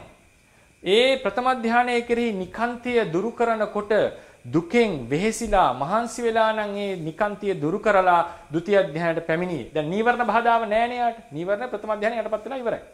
යටපත් වුණාට පස්සේ නීවරණ හටගන්නේ නැහැ. ධානයෙන් පිරිහෙන ගමන් හටගන්නේ නැහැ. කන බොන යන්නේන වෙලාවටවත් ප්‍රබල නීවරණ හටගන්න බෑ. හටගත්තොත් ධානයට සමවැදීමේ හැකියාව නැති වෙනවා. ආයෙ මුලින් ඉඳලා පටන් ගන්නට ඕනේ. ඒ කියන්නේ ධානයේ ඉන්නකම් විතරක් නෙමෙයි නීවරණ යටපත් වෙලා තියෙන්නේ. අනිත් වෙලාවටත් නීවරණ නැහැ. ඒක තමයි විස්කම්මන ප්‍රහාණය කියලා කියන්නේ. එතකොට ප්‍රථම ධානයටපත් වෙච්ච කෙනාට නීවරණ බාධකේ නෑ. එයා ဒုတိ ය ධානයට යනකොට එයාට තියෙන ලොකුම බාධකේ තමයි ප්‍රථම ධානයේ කෙරෙහි ඇලීම. ප්‍රථම ධානයේ කෙරෙහි ඇලීම යටපත් කරන්නේ වෙහෙසිලා මහන්සි වෙලා නම් ဒုတိ ය ධානය දුක්ඛා පටිපදා එහෙම නැත්නම් සසංකාරිකයි. ඒ කෙනා පහසුවෙන්ම ප්‍රථම ධානයේ කෙරෙහි ඇලීම යටපත් කරලා ဒုတိ ය ධානයටපත් වුණා නම් ඔහුගේ ဒုတိ ය ධානය අසංකාරිකයි. ඒ විදිහට ඉහළ ධානවලට යනකොට කලින් ධානයට ඇති නිකාන්තිය ආසාව යටපත් කිරීම අනුව තමයි ප්‍රතිපදාව තීරණය වෙන්නේ. ඒ අනුව තමයි අසංකාරික සසංකාරික භාවය තීරණය වෙන්නේ. ඒ නිසා මේ රූපාවචර අරූපාවචර සිත්වල අසංකාරික සසංකාරික භාවය අර කියපු කාමාවචර සිත් වගේ එකපාර අපි ලියලා නැහැ. ඒක ධම්මසංගණේ දක්වලා තියෙන්නේ ප්‍රතිපදා ભેදයෙන්. මොකද ධ්‍යාන මාර්ගඵල සිත්වල වැදගත් වන්නේ ප්‍රතිපදාවයි. ඒ නිසා ප්‍රතිපදා ශීර්ෂයෙන් තමයි ඒක දක්වලා තියෙන්නේ. දුක්ඛා ප්‍රතිපදා ධ්‍යානය ලෝකෝත්තර මාර්ගඵලය සසංකාරිකයි. සුඛ ප්‍රතිපදාවෙන් ලැබුවා වූ ලෝකෝත්තර ධ්‍යානය ඒ වගේ මාර්ගඵලය රූපාවචර අරූපාවචර ධ්‍යානය අසංකාරිකයි. ඒකත් අපි විශේෂයෙන් මතක තියාගන්නට ඕනේ. එපමණකින් අපි අද දවසේ පාඩම නිමා කරනවා. අපි අද දවසේ කතා කරා රූපාවචර අරූපාවචර සිත් ගැන. ඒ සිත් පිළිබඳව මතකයේ තියාගන්න උත්සාහවත් වෙන්න වැදගත්යයි සලකපු කරුණු කිහිපයක් අපි සාකච්ඡා කරන්නට යෙදුණා.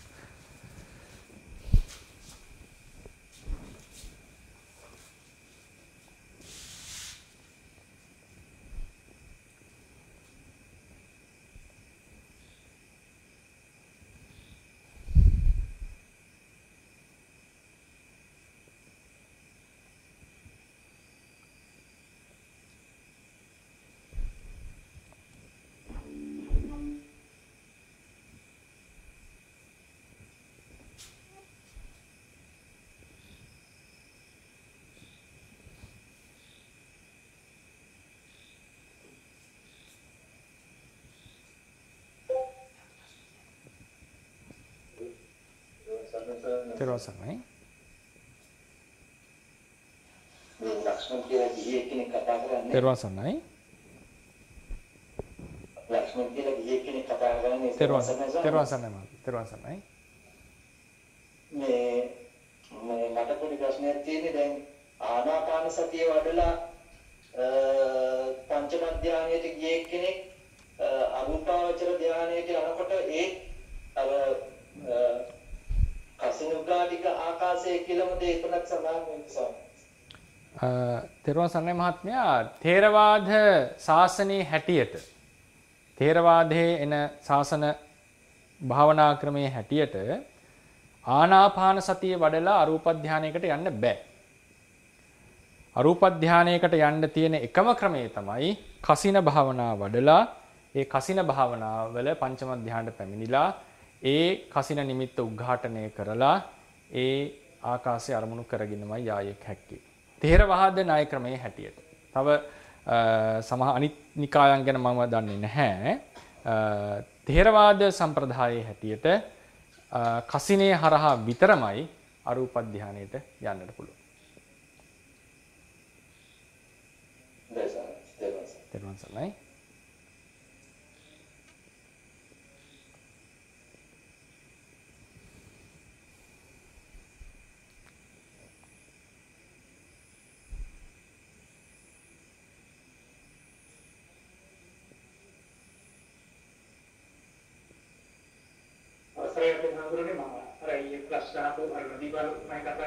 හරි තෙරුවන් සරණයි. ඒකවල මට එක තැනක හම්බුණා එක ණය ක්‍රමයක් ගැන නිකපද වළංචන ණය කියලා. ඔව්. ඒකෙන්දී අර මුවාගේ පාදනුව වැද්දා තීරණය කරන ගාථාවලින්ගේ වැද්දා මේ මෙතනින් තමයි වැද්ද මේ මුවා ගියේ කියලා මගේ අදහසක් මට තේරුනේ. ඒකත් එතෙන්දී කියනවා අර අසංකාර කියලා යුතුය නැති සියලු සිත් අසංකාරිකයි වගේ අදහසක් තමයි මට මතකෙ තියෙන්නේ. ඒකත් අපි හඳුනන්නේ මේ සසංකාරික ලෙස නොයදපු සියලු සිත් අසංකාරික කියලා. එහෙමයි. අනිත් පැත්ත වෙන්න ඕනේ. එහෙම තමයි හඳුනන්නේ. හරි. අනිත් පැත්ත දුන්නේ මට ඒක හරියටම මතක නැහැ කොහොමද ඒ ණය ක්‍රමය යනවා අපි හඳුනන්නේ ඒතර ඔය රූපාවචර සිත් එක්ක අසංකාරිකයි එක්ක සසංකාරික දෙකෙන් එකක් කියලා වගේ තමයි සඳහන් කරන්නේ. ඒක සඳහන් වෙත්තේ සංග්‍රහ පොතක නේද?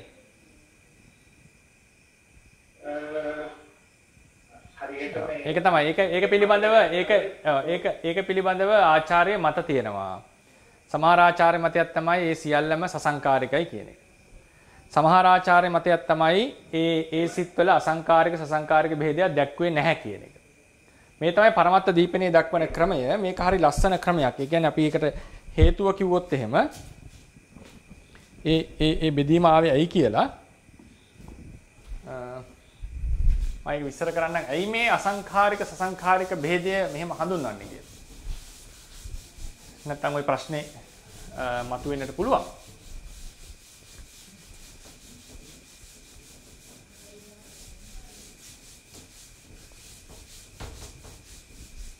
සමහර තැන්වල ථේරවාදයේ තියෙන ආචාර්යවරුන් අතර විසමතා. විසමතා කියන අදහස් වල පරස්පර විරෝධී තැන්. ඒ වගේ තැන්වල අපි ත්‍රිපිටකයට නැත්නම් අටුවාවට ගිහිල්ලා සාධනීය ලෙස උත්තරේ ගන්නට ඕනේ. මේ තමයි ලේඩි සියාඩෝ ස්වාමීන් වහන්සේ විසින් පරමත්ත දීපනේ දක්වපු විවරණය. ඒක ගත්තම සසංකාරික අසංකාරික දැන් ඕනම සිතක් හටගන්නේ. ඕනම සිතක් හටගන්නේ ප්‍රත්‍ය නිසා. ඒකට කියනවා ප්‍රත්‍ය ගණය කියලා. අපි කියන ප්‍රත්‍ය ගණය කියලා කියන්නේ ප්‍රත්‍ය සමූහය. ප්‍රත්‍ය ගණයන් නිසා තමයි සිතක් හටගන්නේ. ඕනම සිතකට හේතු ඕනේ. පූර්ව සිත, අරමුණ, සමහර චෛතසික ධර්ම ඒ නිසා තමයි සිත උපදින්නේ. සමහර වෙලාවලට ඊට පස්සේ දැන් කුසල සිතක් ගත්තොත් ඒකේ තියෙනවා ප්‍රත්‍ය ගණයේ දෙවැදෑරුම් වෙනවා. සාධාරණ ප්‍රත්‍ය, අසාධාරණ ප්‍රත්‍ය. සාධාරණ ප්‍රත්‍ය කියලා කියන්නේ ඕනම සිතකට සාධාරණ ප්‍රත්‍ය. ඒ කියන්නේ කුසල වේවා, අකුසල වේවා, විපාක වේවා, ක්‍රියා වේවා, ඒ සෑම සිතක්ම පූර්ව සිතේ උපකාරය ලබන්නට ඕනේ. අරමුණක් ලබන්නට ඕනේ. අරමුණු කරන්නට ඕනේ. පස්ස වේදනා සංඥා චේතනා ඒකාග්‍රතා ජීවිතේන්ද්‍රිය මානසිකාර කියන චෛසික ධර්ම 7 සමග උපදින්නට ඕනේ. කාම ලෝකේ නම් පංචවෝකාර භවේ නම් වස්තු රූපයක් ඇසුරු කරන්නට ඕනේ. ඒ වගේම බොහෝසෙන් පකතූපනිශ්‍රේ ප්‍රත්‍ය ලබන්නට ඕනේ. මේ වගේ සාධාරණ ප්‍රත්‍ය ටිකක් තියෙනවා සෑම සිතකටම පොදු. අසාධාරණ ප්‍රත්‍ය කියලා කියන්නේ කුසල සිත සඳහා සත්පුරුෂ ආශ්‍රය ධර්ම ශ්‍රවණය වගේ විශේෂ ප්‍රත්‍ය ටිකක් තියෙනවා. අකුසලයට අයෝනිසෝ මනසිකාරය අසත් ධර්ම ශ්‍රවණය වගේ අසාධාරණ ප්‍රත්‍ය. අසාධාරණ ප්‍රත්‍ය කියලා කියන්නේ හැම හිතකටම පොදු නෑ. කුසලයට විතරක් අකුසලයට විතරක් විපාකයට අසාධාරණ වේවා.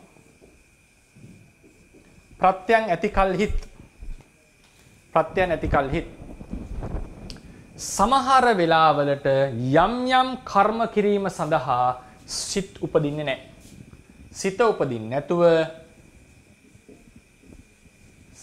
නැතුව පහු බහිනවා.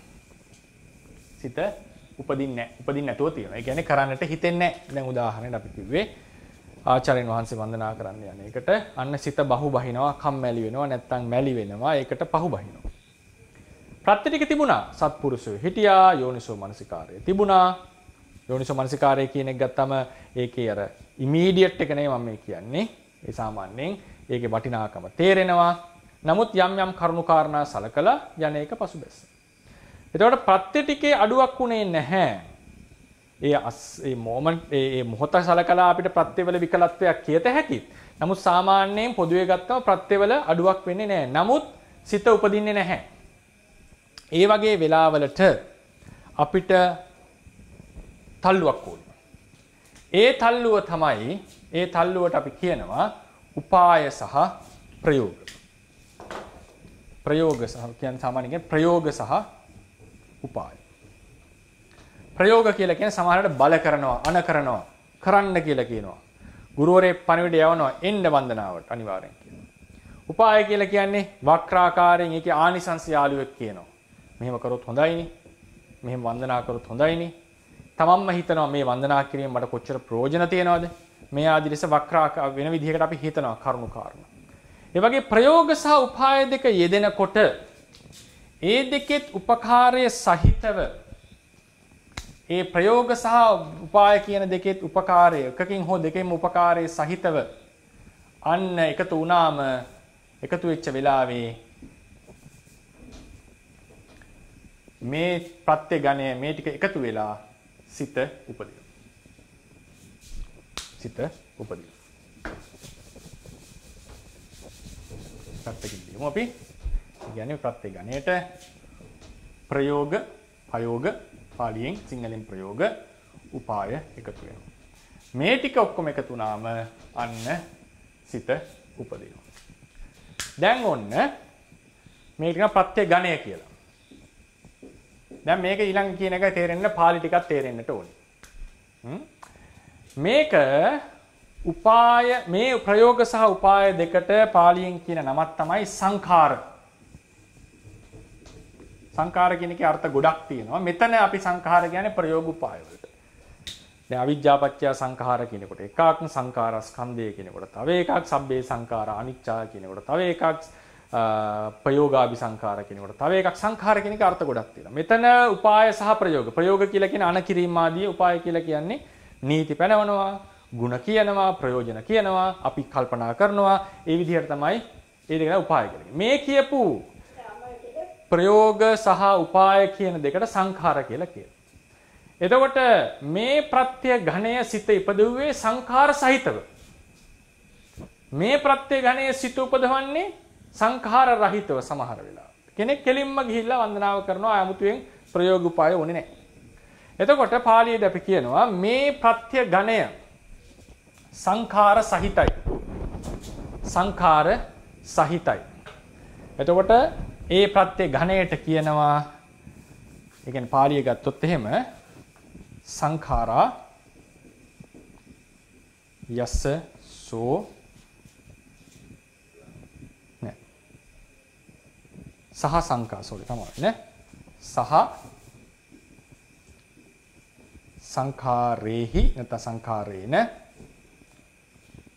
යෝ වත්තති සසංඛාරෝ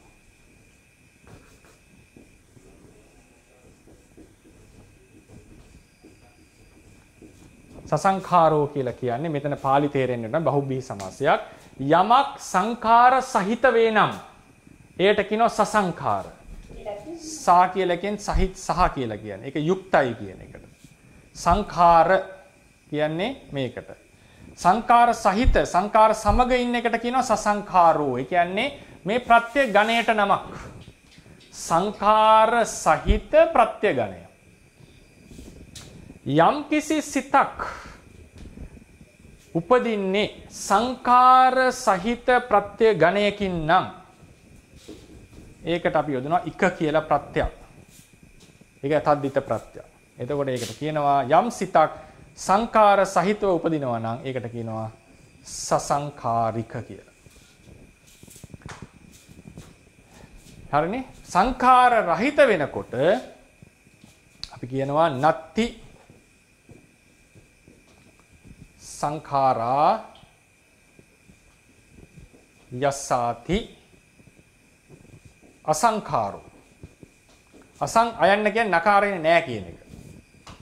සාමාන්‍යයෙන් පාලියේ නයන්න අයන්න බවට පත් වෙනවා. නැත්තම් අන් කියන එකටපත් වෙනවා. සාමාන්‍යයෙන් අපි සාම්ප්‍රදායික ව්‍යාකරණය මෙහෙමයි කියන්නේ. අසංඛාර කියලා කියන්නේ මේ ප්‍රත්‍ය ඝණයටමයි. සංඛාර නැති ප්‍රත්‍ය ඝණය. මේ පාලියෙන් අපි මේක බහුබී සමාසයක්. පාලි තේරෙන අයට මේක තේරෙනවා. මම ඒක විස්තර කරන්න යන්නේ නැහැ. එතකොට අසංඛාර වූ ප්‍රත්‍ය ඝණය නිසා උපදිනවා නම් යමක් ඒකට කියන ඒ සිතට කියනවා අසංඛාරික කියලා. මේක තමයි සසංඛාරික අසංඛාරික දක්වන ක්‍රමය. මොකද අටුවාවේ එනවා සප්පයෝගේන සසංඛාරේන. හොඳට බලන්න මේ වචනේ සසංඛාරේන කියන වචනේ ගහන්නකෝ මේ ඩිජිටල් මේවල සසංඛාරේන. මේක හම්බ වෙනවා තැන් තැන්වල. උත්සාහයෙන් ප්‍රයෝග සහිතව උපදවන සිත සසංඛාරය. දැන්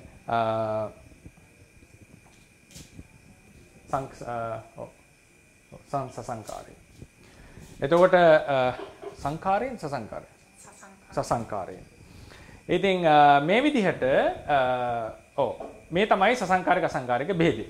දැන් හැම සිතකටම තිබුණානේ තමන් උපදවන ප්‍රත්‍ය ටිකක්. කුසල සිතක් වේවා අකුසල සිතක්. ඕනම සිතක් උපදින්නේ ප්‍රත්‍ය නිසානේ. ප්‍රත්‍ය රහිතව උපදින සිතක් නැහැනේ. අපි දානයක් දෙන්නටත් ඒකට හේතු සම්පත් තියෙන්නට හේතු යුක්තිය හේතු තියෙන්නට ඕනේ. ඒ කියන්නේ ඒකට උපකාරක ධර්ම තියෙන්නට ඕනේ. දැන් මේ අසංඛාරික සංඛාරික භාවය ආවේ ඒ කියන හේතුත් ඇති කල්හි අතිරේක සංඛාරයක් අතිරේක ප්‍රයෝගයක් උපායක් යොදලා ඉපදුව සිත තමයි සසංඛාරික. එහෙම නැතුව උපදිත් ඉතින් අසංඛාරික. දැන් ඔන්න ධ්‍යාන සිත් වලට එන්න. ධ්‍යාන සිත් වලට දැන් සාමාන්‍ය එක ආචාර්ය මතයක් තමයි ධ්‍යාන සිත් උපදවන්නට ගොඩාක් මහන්සි වෙන්න එපයි. මහන්සිලා තමයි ධ්‍යාන සිත් උපදින්නේ. එතකොට හිතෙන්න පුළුවන් මේක සසංඛාරිකයි නේද කියලා. එකපාර උපදින්නේ නැති නිසා. කිසිම සිතක් එකපාර උපදින්නේ නැහැ. ඒක ඒ හැම සිතකටම හේතු ඕනේ. ධ්‍යාන හිතක්, රූපාවචර හිතක්, අරූපාවචර හිතක්, ලෝකෝත්තර හිතක් කවදාවත් නිකන් උපදින්නේ නැහැ නේ අපි දානයක් දෙනවා වගේ. ඒක උපදින්නෙම පුහුණුවක ප්‍රතිඵලයක් ලෙස. පුහුණුවක ප්‍රතිඵලයක්. ඒ නිසා ඒ පුහුණුව තමයි ප්‍රත්‍ය ඝණය. ඕනම ධ්‍යාන ලෝකෝත්තර සිතක අපි වඩන ක්‍රමානුකූල පුහුණුව තමයි ප්‍රත්‍ය ඝණය. ඒ ප්‍රත්‍ය ඝණය නිසාම තමයි ධ්‍යාන හිත උපදින්නේ. හැබැයි සමහර වෙලාවලට මේ ප්‍රත්‍ය ඝණය සකස් කරගෙන යනවා කිසිදු බාධාවකින් තොරව පටන් ගත්ත වෙලාවේ ඉඳලා හොඳින් කරගෙන යනවා. නීවරණ බාධකයේ ඊටාම අඩුයි. ඊටා පහසුවෙන් ගිහිල්ලා අන්න ඒක අපිට කියනවා දැන් විදර්ශනාව ගන්නකොට නීවරණය යටපත් කරනවා මතුවෙනවා යටපත් කරනවා ඒකේ ගානක් පවා කියනවා. අපි හිතමු ඒක සාමාන්‍ය විදර්ශනාවේදී කියන්නේ තුන් පාරට වඩා වැඩිපුර තුන් පාරක් හෝ තුන් පාරට වඩා වැඩිපුර නීවරණ යටපත් කරන්න වුණොත් ඒක දුක් සහගත ප්‍රතිපදාව. ඉතින් මම කියන්න හදන්නේ සමහර කෙනෙක් භාවනා කරගෙන පහසුවෙන් දුෂ්කරතාවකින් තොරව භාවනා කරගෙන ගිහිල්ලා අන්න ධ්‍යානෙ උපදවනවා. ඒක තමයි අමුතු ප්‍රයෝග උපායක් අලුතෙන් ප්‍රයෝග උපායක් නෑ. ඒ ධ්‍යානෙට අදාළ පහනුව කරනකොට අන්න ධ්‍යානෙට උපදිනවා. සමහර කෙනෙක් ඔන්න පුහුණුව කරගෙන යනවා. පහු බහිනවා, කම්මැලි වෙනවා, කෙලෙස් උපදිනවා, සමහර ලෙඩ වෙනවා. අන්න අතිරේක ප්‍රයෝග උපාය යොදවන්නට වෙනවා. උනන්දු කරවන්නට එනවා. තමන්ම උනන්දු කරවගෙන අනිත් අය උනන්දුව පිටින් ගිහිල්ලා අන්න ධානය උපදිනවා. එතන මේ ප්‍රයෝග උපාය අපිට අවශ්‍ය වෙන්නේ කොයි දක්වාද? නීවරණ යටපත් වෙනකන්නේ. නීවරණ යටපත් වුණාට පස්සේ අමුතුවෙන් ප්‍රයෝග උපාය ඕනේ නැහැ. තමන්ට ඉන්ද්‍රිය ධර්ම ටික හරියට බැලන්ස් කරගත්තා නම් ධානයට යන්න පුළුවන්. ඒ නිසා නීවරණ ධර්ම යටපත් වෙන තාක්කල් ප්‍රතිපදාව සම්පූර්ණ වෙන තාක්කල් සමහරුන්ට අතිරේක උපාය ප්‍රයෝග ඕන වෙනවා. ඒ උපාය ප්‍රයෝග එකතු වෙලා තමයි ඒ ධානය හිත උපදින්නේ. ඒකට කියනවා සසංඛාරේන උපදින ධානයක්. ඒ නිසා යම් ධානයක් මාර්ගඵලයක් දුක ප්‍රතිපදාවෙන් උපදී නම් එයින් කියවෙනවා තමන්ට අදාළ ප්‍රත්‍ය ගණයට අමතරව. මොකද්ද අදාළ ප්‍රත්‍ය ගණය? හොඳට භාවනා කරමින් මේ පිළිවෙලට කමඨහන වැඩිම තමයි ප්‍රත්‍ය ගණය. නමුත් සමහරුන්ට ඒක කරගෙන යන්න බෑ. අතිරේක උත්සාහ කිරීම, උනන්දු කිරීම, බල කිරීම කෙරෙන්නට ඕනේ. අර කුසලයේ කරන්නට යනකොට අතිරේක බල කිරීම කළා ඉපදුනා වගේ දැන් හේතු ටික තිබුණා යන්නට පහු බැස්සා බල කිරීමක් කරලා උනන්දු කරලා අන්නේ කුසලයේ කරා. අන්න අපිට තියෙනවා නියම කමඨහන. අපි කමඨහන වඩාගෙන යනවා සමහරු. නමුත් හරියන්නේ නැහැ. අතිරේක උත්සාහය උනන්දු ඕනනවා. නැවත නැවත ගුරුවරුන්ගෙන් තමන්ගේ උනන්දු. එහෙම කරලා ගිහිල්ලා ධාන හොත උපදිනවා. අන්න ඒක සංඛාර සහිතව ඉපදිච්ච ධානයක්. ඒක සසංඛාරික ධානයක්. ඒක සමාන වෙනවා දුක් ප්‍රතිපදාවෙන් ඉපදුන ධානයට. ඊට පස්සේ සමහර ධාන අර වගේ අතිරේක උත්සාහය ඕනේ නැහැ. කෙලින්ම වඩාගෙන ගිහිල්ලා කරදරයක් නැතුවම ධානයටපත් වෙනවා. සංඛාරවල උපකාරයෙන් තොරවපත් වෙච්ච නිසා ඒ ධානය අසංඛාරිකයි. ඒ නිසා මේ නිර්වචනය තේරවාදයේ අත්ථශාලිනී අටුවාවට අනුකූලව දැක්වෙනා වූ නිර්වචනයක්. නමුත් සමහර ටීකාවල මේට වෙනස් වෙච්ච නිර්වචන දීලා තියෙනවා. නමුත් මේක තමයි අපිට පහදිලිව දැනෙන ක්‍රමයට ඊටාම සාර්ථක වෙච්ච නිර්වචනය තේරවාදයට අනුකූලව. ඒකෙදි මතක තියාගන්නට ඕනේ සමහර ධර්ම කරුණු සම්බන්ධයෙන් තේරවාදයේ ඇතුලේ පරස්පර විරෝධී මත තියෙනවා. ඒක ස්වභාවයක් ඕනම ධර්ම නිකායක. ඒ නිසා අර මිගපල පද වළංජන ණයෙන් කියන්නේ එහෙම කියලා නැත්තම් මෙහෙම ඒක එක්තරා ණය ක්‍රමයක්. ඒ ණය ක්‍රමය අපි තේරුම් ගත්ත ක්‍රමයේ හැටියට ඒකට වඩා මේ ණය ක්‍රමය ඊට සුදුසු කියන එක තමයි පැහැදිලි කරන්නට තියෙන්නේ.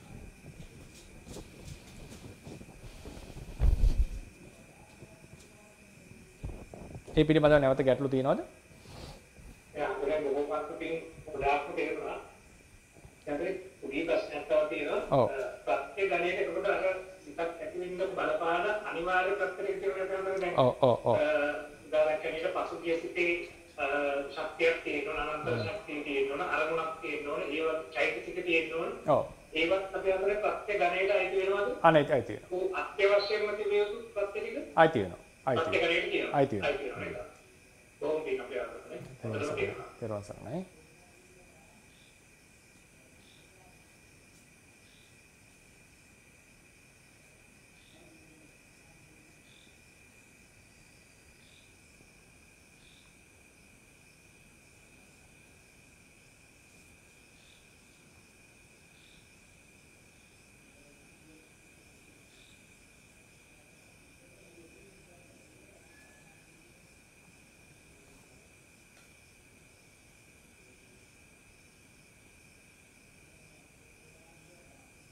මම හිතන්නේ ගැටලුව අවසන් නේද? එහෙමනම්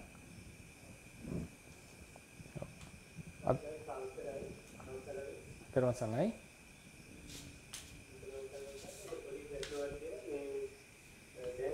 නම කොහොමද?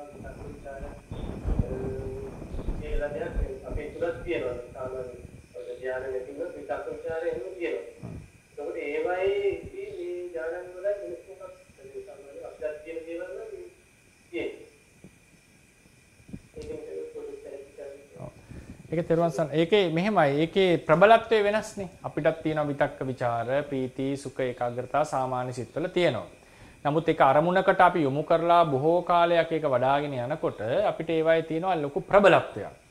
ඒවයි ශක්තිය දියුණු වෙනවා. දැන් උදාහරණයකට හිතන්න සාමාන්‍යයෙන් සමාධියක් ලැබුව අවස්ථාවක් ගැන හිතන්නකෝ. ඒ වෙලාවේදී අපේ ફોකස් එක, ඇටෙන්ෂන් එක වැඩිනේ ප්‍රබලයිනේ. නිකම් වෙලාවට වඩා නිකම් අවස්ථාවලත් විතක්ක ਵਿਚාර ප්‍රීති සුඛ ඒකාග්‍රතාව තියෙනවා. ප්‍රීතිය හැමතිස්සෙම නැහැ. විතක්කය, ਵਿਚාරය, වේදනාව, ඒකාග්‍රතාවය කියන එක හැමතිස්සෙම තියෙනවා. ප්‍රීතියත් බොහෝ විට විටින් විට තියෙනවා. ඒතකොට මේ අවස්ථාවලට වඩා අපිට ප්‍රබල සමාධියක් ටිකක් හෝ සමාධිමත් වෙච්ච අවස්ථාවල ඒවායේ තියෙන ප්‍රබලත්වය, ප්‍රභාෂරත්වය, හැකියාව වැඩි. ඒ වගේ මේ ධානා සිත්වල අපේ සාමාන්‍යයෙන් අපේ තියෙන විතක්ක ਵਿਚාර වලට වඩා 100,000 ගුණයෙන් ප්‍රබල වෙච්ච බවක් තමයි තියෙන්නේ. ඒ අනුව තමයි මේ වෙනස්කම තියෙන්නේ. අපිට සාමාන්‍යයෙන් පහළන විතක්ක ਵਿਚාර එක අරමුණක තියෙනවා, තව අරමුණකට පනිනවා, තව අරමුණකට යනවා, ඒක මාරු වෙවි යනවා. නමුත් අර ධානවල ඉන්නකොට එකම අරමුණේ තමයි බොහෝ වේලා ස්ථිරවම පවතින්නේ.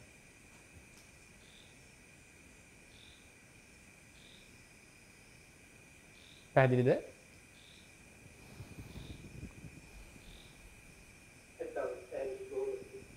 දරවසන.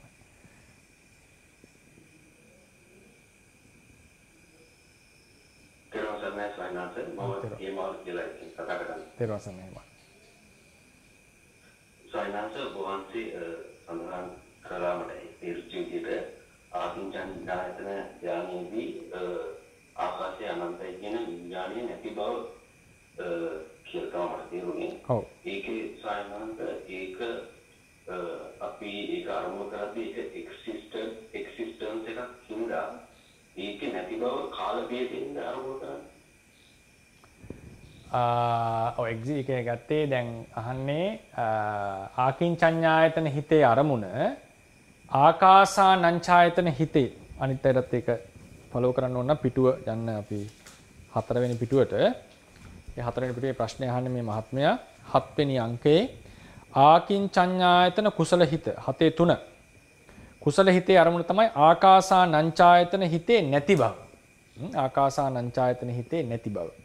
එතකොට අහන්නේ ඒකට අපි කියවනේ අර විද්‍යමාන පරමාර්ථ අවිද්‍යමාන පරමාර්ථ වල ඒක වැටෙන්නේ අවිද්‍යමාන පරමාර්ථයකට. ආකාසානංචායතන හිත අතීතයේ තිබිච්ච ආකාසානංචායතන හිත වැටෙන්න ඕනේ අවිද්‍යමාන පරමාර්ථයකට. ඒකනේ non existing existent කියන එක. නැත්නම් existed existent කියන්න පුළුවන්. එතකොට මේක අහන්නේ ඒ නැති භාවය ඔබතුමාගේ ප්‍රශ්නේ වෙන්නේ කාල බෙහෙදෙන් ගන්නවා කියලාද? නැති බව අරමුණු කරන්නේ කාල භේදයකට සම්බන්ධ කරලාද කියලා. ඔව් ඒ කියන්නේ අතීතයේ තිබුණානේ. ඔව්.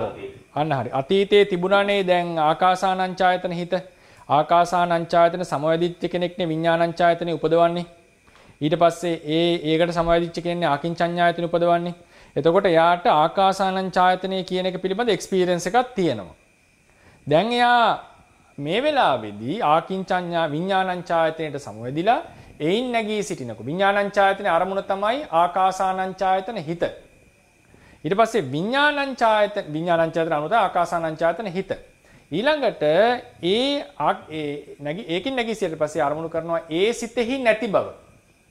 ඒ කලින් අපි අරමුණු කරගෙන හිටපු සිතේ නැති බව ඔහු අරමුණු කරනවා. ඒ සිතෙහි දැන් මේ වෙලාවේ කිසිම ධර්මයක් ඒ සිතට අනුකූලව අරමුණු කරන්නේ. ඒතර අතීතයේ පහළ වෙච්ච ඒ සිත හිතෙහි නැති භාව දැන් ඒ කිසිවක් නැහැ කියන එක ඔහු අරමුණු කරන්නේ. එතකොට ඒක කාල භේදයකින් කිව්වොත් ඒ අතීතයේ පහළ වෙච්ච සිතේ නැති බව තමයි අරමුණු කරන්නේ. එහෙම තමයි පොතේ ලියලා තියෙන්නේ අතීතයේ පහළ වෙච්ච සිතෙහි නැති බව තමයි අරමුණු කරන්නේ. පැහැදිලිද? ඒක දැන් උදාහරණයකට අපි ගත්තොත් එහෙම ඔකේ දර්ශනය අපි අවසාන වශයෙන් ඒක පැහැදිලි කරොත් මම හිතන්නේ කාල වේලාව නම් දැන් ඉක්ම ගිහිල්ලා එතන පංචම ධානයේට එනකොට අපි කියමු 5th ධානයේ 5 කියලා ලියන්නම් පහසුවට පංචම ධානයට එනකොට රූපාරම්මණයක පටිභාග නිමිත්තනේ අරමුණු කරන්නේ. මේක රූපයක පටිභාග නිමිත්ත. එතකොට ඒක රූපයක් ලෙසම ගන්නකො. රූපයක් ලෙස හිතන්න. මම කියන්නේ ඒක රූපයක් නෙවෙයි රූපයක් ලෙස හිතන්න. දැන් ඊළඟට ආකාසානංචායතනයට එනකොට මේ රූපෙහි නැති බවනේ ආකාශය කියන්නේ මේ රූපයේ අරමුණනේ අපි සිහි කරන්නේ නැත්තේ. රූප අරමුණනේ සිහි කරන්නේ. ඒ කියන්නේ එතන තිබිච්ච ආකාශයනේ. එක විදිහකට ගත්තොත් දාර්ශනික ලෙස මේ අරමුණ මෙනෙහි නොකර ඒ තිබිච්ච ආකාශය. ඒ කියන්නේ මේකේ නැති බවනේ මේ කියලා තියෙන්නේ. වෙන විදිහට ගත්තොත් මේ රූපෙහි නැති බව, මේ පටිභාග නිමිත්තේ නැති බව. එතකොට ආකාශයේ ලෙස තමයි අපි ගන්නේ අනන්ත ආකාශය. ඒක අනන්ත වෙන්නට හේතුව තමයි මේක අනන්ත ආකාශයත් එක්ක සම්බන්ධ කරලා තමයි සලකන්නේ. නැතුව මේකේ අනන්ත භාවය නෙවෙයි. මේක අනන්ත ආකාශයක සම්බන්ධ කරලා සලකන්නේ. එතකොට අපි වෙන ක්‍රමයකට කියන්න පුළුවන් නේද මේ තියෙන රූපේ නැති බව කියලා. මේ රූපේ නැති බව. රූපේ මෙනෙහි කරන්නේ නැතුව අවකාශයට ආවා. ඊළඟට දැන් ඔන්න බලන්න අපි දන්නවා නාම රූප දෙක අතරින් රූපය රළුයි නාමය සියුම්. රූපේ රළුයි නාමය සියුම්. හරිනේ නාම රූප දෙකෙන් එහෙමයි. ඊට පස්සේ බලන්න රූපයට වඩා රූපේ නැති බව සියුම්. රූපයට වඩා රූපෙහි නැති බව සියුම්. රූපයට වඩා රූපේ නැති බව සියුම්. ඊළඟට මේ විඥානං සිතෙන්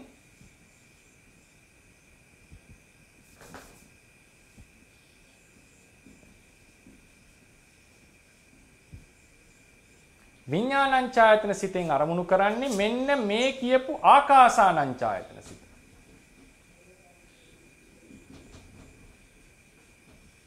ඒක පේන්නේ නැතුව ඒක නේද?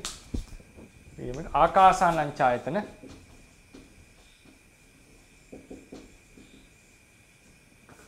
සිත තමයි අරමුණු කරන්නේ. මේ මොකද්ද මේ කරලා තියෙන්නේ? රූපය අරමුණු කරා පංචම ධානයේ රූපය කියලා කියන්නේ පටිභාග නිමිත්ත. මම රූපය කියලා යොදා ගන්නා එකට. ආකාසානං හිතෙන් එහි නැති බව. ඊට වඩා සියුම්. රූපය අරමුණු කරනවා රූපෙහි නැති බව. ඊට වඩා සියුම් රූපෙහි නැති බව අරමුණු කරපු සිත. රූපය රූපෙහි නැති බව රූපෙහි නැති බව අරමුණු කරපු සිත. එතකොට ආකාසානං විඥානං ඡායතනෙන් අරමුණු කරලා තියෙන්නේ රූපෙහි නැති බව අරමුණු කරපු සිත. ඒක වෙන විදිහට කිව්වොත් රූපයෙහි නැති භව අරමුණු කළ සිත. ඒක රූපේ නැති බවට වඩා අසියුම්. දැන් මේ තමයි අසියුම් වෙච්ච ක්‍රමය.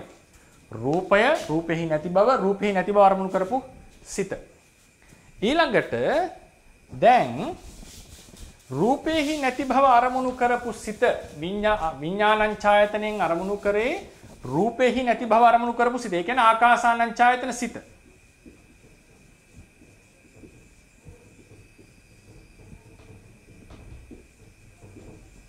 ඒක තව ක්‍රමයකට කියන්න පුළුවන් සිතක්නේ අරමුණු කරේ. සිතක්නේ අරමුණු කරේ. ඒ නිසා ඒක නාම ධර්මයක් අරමුණු කරා කියන්න පුළුවන්. මෙතන මේ කොටස් දෙකම අපි ගන්නවා. ක්‍රම දෙකටම මේක විස්තර කරන්න පුළුවන්. රූපය අරමුණු කරා පංචම ධානයෙන් රූපේ නැති බව අරමුණු කළා ආකාසානං ඡායතන ධානයෙන් විඥානං ඡායතන දැන් රූපේ නැති බව අරමුණු කරපු සිත අරමුණු කරා. ඒ වගේ මේ සිත නාම ධර්මයක් කියලා කියන්නට පුළුවන්. දැන් බලන්න සියුම් වෙලා තියෙන හැටි. රූපය රූපෙහි නැති බව රූපේ නැති බව අරමුණු කරපු සිත. ඒ වගේ මෙතනින් දැන් නාමය කියන එකටත් අපි පැමිණියා. අපි කියන්නේ රූපය නාම රූප දෙක. රූපය රළුයි නාමය සියුම්. හැබැයි රූපේ සියුම් වුණේ කොහොමද? රූපය රූපයේ නැති බව රූපයේ නැති බව අරමුණු කළ සිත. හරිනේ? නාමයට આવොත් ඒකත් සියුම් කරන්නේ කොහොමද? නාමය නාමයේ නැති බව නාමයේ නැති බව අරමුණු කළ සිත. මේ තමයි සියුම් වෙන ක්‍රමය. රූපේ සම්බන්ධයෙන් આવොත් සියුම් වෙන්නේ රූපේ නැති බව රූපේ නැති බව අරමුණු කරපු සිත. නාමයට આવොත් නාමය නාමෙහි නැති බව නාමෙහි නැති බව අරමුණු කරපු සිත. දැන් බලන්න මෙතනට එනකන් ඒක හරිනේ. රූපේ නැති බව රූපේ නැති බව අරමුණු කරපු සිත. රූපේ නැති බව අරමුණු කරපු සිත තව ක්‍රමයකට කියපුවා නාමයක්මයි. ඒක සිතක්නේ. දැන් ඊළඟට එන්න ඕනේ මොකද්ද? නාමයෙහි නැති බව අරමුණු කරන සිතක් නේ එන්නට ඕනේ. නාමයේ නැති බව අරමුණු කළ සිත. එහෙමනම් විඥානං ආකින්චඤ්ඤායතනේ අරමුණ වන්නේ කුමක්ද? ආකාසානං නැමැති නාමයෙහි නැති භවනේ. රූපේ නැති බව, රූපේ නැති බව සිත. දැන් ඔන්න මේකට නාමයක් වෙනවා. මෙතන මේ දෙකම ගන්නට ඕනේ. රූපේ නැති බව කර්මණු කරපු සිත නාමයකුත් උනා. එහෙනම් එන්න ඕනේ නාමයේ නැති බව නාමයේ නැති බව. මට වැරදුනා. නාමෙහි නැති බව. වැරදුනා. සමා වෙන්න. නාමයෙහි නැති බව. නාමයෙහි නැති බව තමයි ඊළඟට එන්න ඕනේ. රූපෙහි නැති බව, රූපේ නැති බව සිත. අරමුණු කළ සිත. නාමයෙහි නැති බව. මොකද්ද? ආකාසානං සිතේ නැති බව.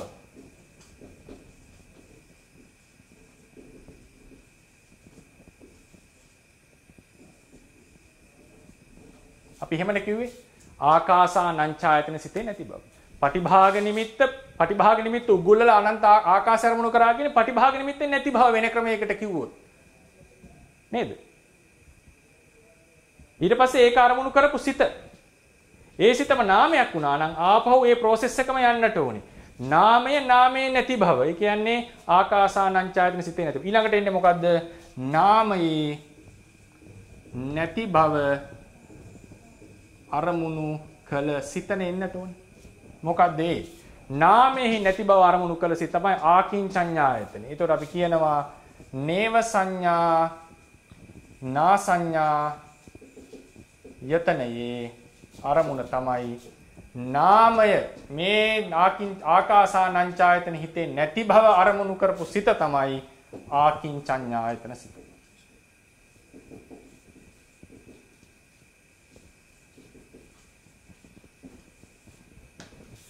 එතකොට මම ඉස්සෙල්ලා කලින් කිව්වනේ මේ අරමුණ සියුම් වීම දර්ශනය ඉතා තාර්කිකයි කියලා. දැන් මේට එහා සියුම් කරන්න පුළුවන්ද කාටවත්? බෑනේ. රූපේ නැති බව, රූපේ නැති බව අරමුණු සිත. නාමයේ නැති බව, නාමයේ නැති බව අරමුණු සිත. ඊට වඩා සියුම් වෙනව නම් සියුම් වෙන්න තියෙන්නේ නිර්වාණ ධාතුව අරමුණු කරගෙනනේ. එහෙම නැත්නම් ඒ නාම රූප දෙක විතරක් අපි කතා කරන නිර්වණ පැත්තකින් තියන්න. ඊට පස්සේ අපේ ක්‍රමය බලන්න. අපේ ධ්‍යාන හඳුන්වලා තියෙන ක්‍රමය රූපාවචර ධ්‍යානයෙන් අරූපාවචර පංචම ධ්‍යානයෙන් අරූපාවචර ධ්‍යානයට ඊට පස්සේ ඒකේ පිළිවෙලට ඇවිල්ලා සූත්‍රවල තියෙන්නේ දැන් ඔන්න රූපේ නැති බව අරමුණු කර සිට නාමයේ නැති බව රූපේ නැති බව අරමුණු කරපු සිට ඒකම නාමයේ අරමුණු කරා වෙනවා. නාමයේ නැති බව අරමුණු කරපු සිට ඊළඟට තියෙන නාම රූප නිරෝධය.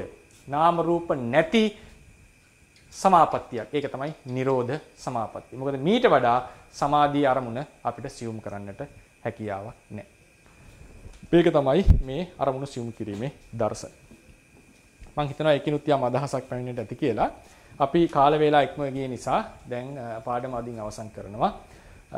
හෙට දවසේදී අපි ලෝකෝත්තර සිත් පිළිබඳව පාඩම සිද්දක සිත් පිළිබඳව පාඩම කෙටියෙන් අවසන් කරනවා. මේ ධර්ම සාකච්ඡා කිරීමේ දස්පත් කරගන්න තිබුණා වූ කුසල සම්භාරයේ අප සෑම දිනාටම තව තවත් ධර්මඥාන භාවනා ඥාන දියුණු කරගෙන නිවනින් සැනසෙන්නටම හේතු වේවා. බුද්ධ ශාසනයේ චිරස්ථිතිය පිණිසටත් මේ කුසල සම්භාර උපනිශ්‍රය වේවා. බුද්ධ ශාසනං චිරන් තිට්ඨතු බුද්ධ ශාසනං චිරන් තිට්ඨතු බුද්ධ ශාසනං චිරන් තිට්ඨතු සාධු සාධු සාධු